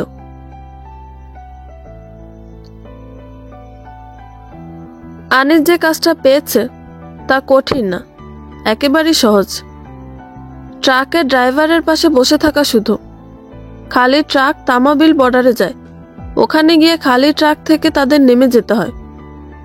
তারপর মাল বোঝাই করা অন্য একটা ট্রাকে ড্রাইভার ওঠে, সেও উঠে বসে ড্রাইভারের পাশে। এরপর মাল বোঝাই করা ট্রাক ফেরত আসে সিলেটে। কাজ এইটুকুই, তবে রাতে করতে হয় কাজ। রাত 11টার পর থেকে 4টা পর্যন্ত থাকতে হয় ওখানে। সে ট্রাকে বসে ঘুমায়, ইউটিউব থেকে গান শোনে, সিনেমা দেখে। এটাকে কাজ না বলে বিনোদন বলাই ভালো। এত সহজে এত টাকা পাবে সে, ভাবতে আনিসের ভালো লাগে। তার মাঝে মধ্যে রিপনকে বোকা মনে হয়, এত সহজে কেউ কাউকে এতগুলো টাকা দিয়ে দেয়। আর ওই দিন যা করলো, কাপড় কিনে দিয়ে ফেললো ইতুকে। বোন ডাকলো ইতুকে। রিপনের ধন দৌলত আছে, কিন্তু অহংকার নেই। আনিসের বড় ভালো লাগে। এখানে থেকেই রিপনকে ভুলিয়ে ভালিয়ে একদিন সেও বড় ব্যবসায়ী হবার স্বপ্ন দেখতে শুরু করে। অনেক টাকার মালিক হবার শখ জাগে তার। আনিস ভাবতে থাকে, সে নিজে যতটা চতুর, রিপন তার ধারে কাছেও না। এই চতুরতা দিয়েই একদিন রিপনকে কাবু করে নিচে বড় ব্যবসায়ী হয়ে বসবে সে। রাত 1টা বাজে। রিপন এসে দরজায় নক করলো। ইতু ঘুমিয়েই পড়েছিল। দরজা খুলতে একটু দেরি হলো। দরজা খুলে ঘুমো ঘুমো চোখে রিপনকে দেখেই তার ঠোঁটে হাসি খেলে গেল। ইতু বলল, আসুন ভাইয়া, আসুন, ভেতরে আসুন। রিপন বলল, না, এত রাতে ভেতরে আসবো না। আনিসের তো রাতে ডিউটি, ভাবলাম ইতুকে দেখে আসি, ও কেমন আছে খোঁজখবর নিয়ে আসি। বলে রিপন দরজা থেকে ফেরত আসতে চাইতে ইতু বলল, ভাইয়া খালি মুখে তো যেতে পারবেন না, চা খেয়ে যেতে হবে, ভেতরে আসুন। রিপন বার কয়েক না করল, শেষে ভেতরে আসতে হলো তাকে। ও এসে বসার পর চা করে নিয়ে এলো ইতু। ওর হাতে চা দেবার সময় বুক থেকে হঠাৎ করে ইতুর ওড়না সরে গেল। কাজটা ইতুই ইচ্ছে করে করেছে, কিন্তু ভাব করেছে এমন যে তার অনিচ্ছা সত্ত্বেও এটা হয়েছে। সে ওড়না ঠিক করতে গিয়েও নানান বাহানা। ডানে হলেও বাম পাশে ওড়না বসছে না, আবার ডানে ঠিক করতে গেলে বাম পাশ হয় না। ভাবটা এমন যে এই এত বড় ওড়না দিয়েও তার হচ্ছে না। কয়েক গজের ওড়না প্রয়োজন ছিল তার। রিপন আর চোখে দৃশ্যটা দেখল, কিন্তু স্বাভাবিক রইল সে। চা খেয়ে এটা ওটা নিয়ে গল্প করে ফিরে আসার সময় রিপন 2বার পেছন ফিরে তাকালো। সে দেখল ইতু দরজা বন্ধ করেনি। সে দরজার সামনে তখনও দাঁড়িয়ে আছে। বন্ধুরা, গল্পটি ভালো লেগে থাকলে একটা লাইক করে দিবেন এবং গল্প সম্পর্কে কোনো মতামত জানানোর থাকলে কমেন্ট করতে পারেন। গল্পের বাকি অংশ শোনার জন্য চ্যানেলটি সাবস্ক্রাইব করে পাশেই থাকবেন। ধন্যবাদ সবাইকে, ভালো থাকবেন।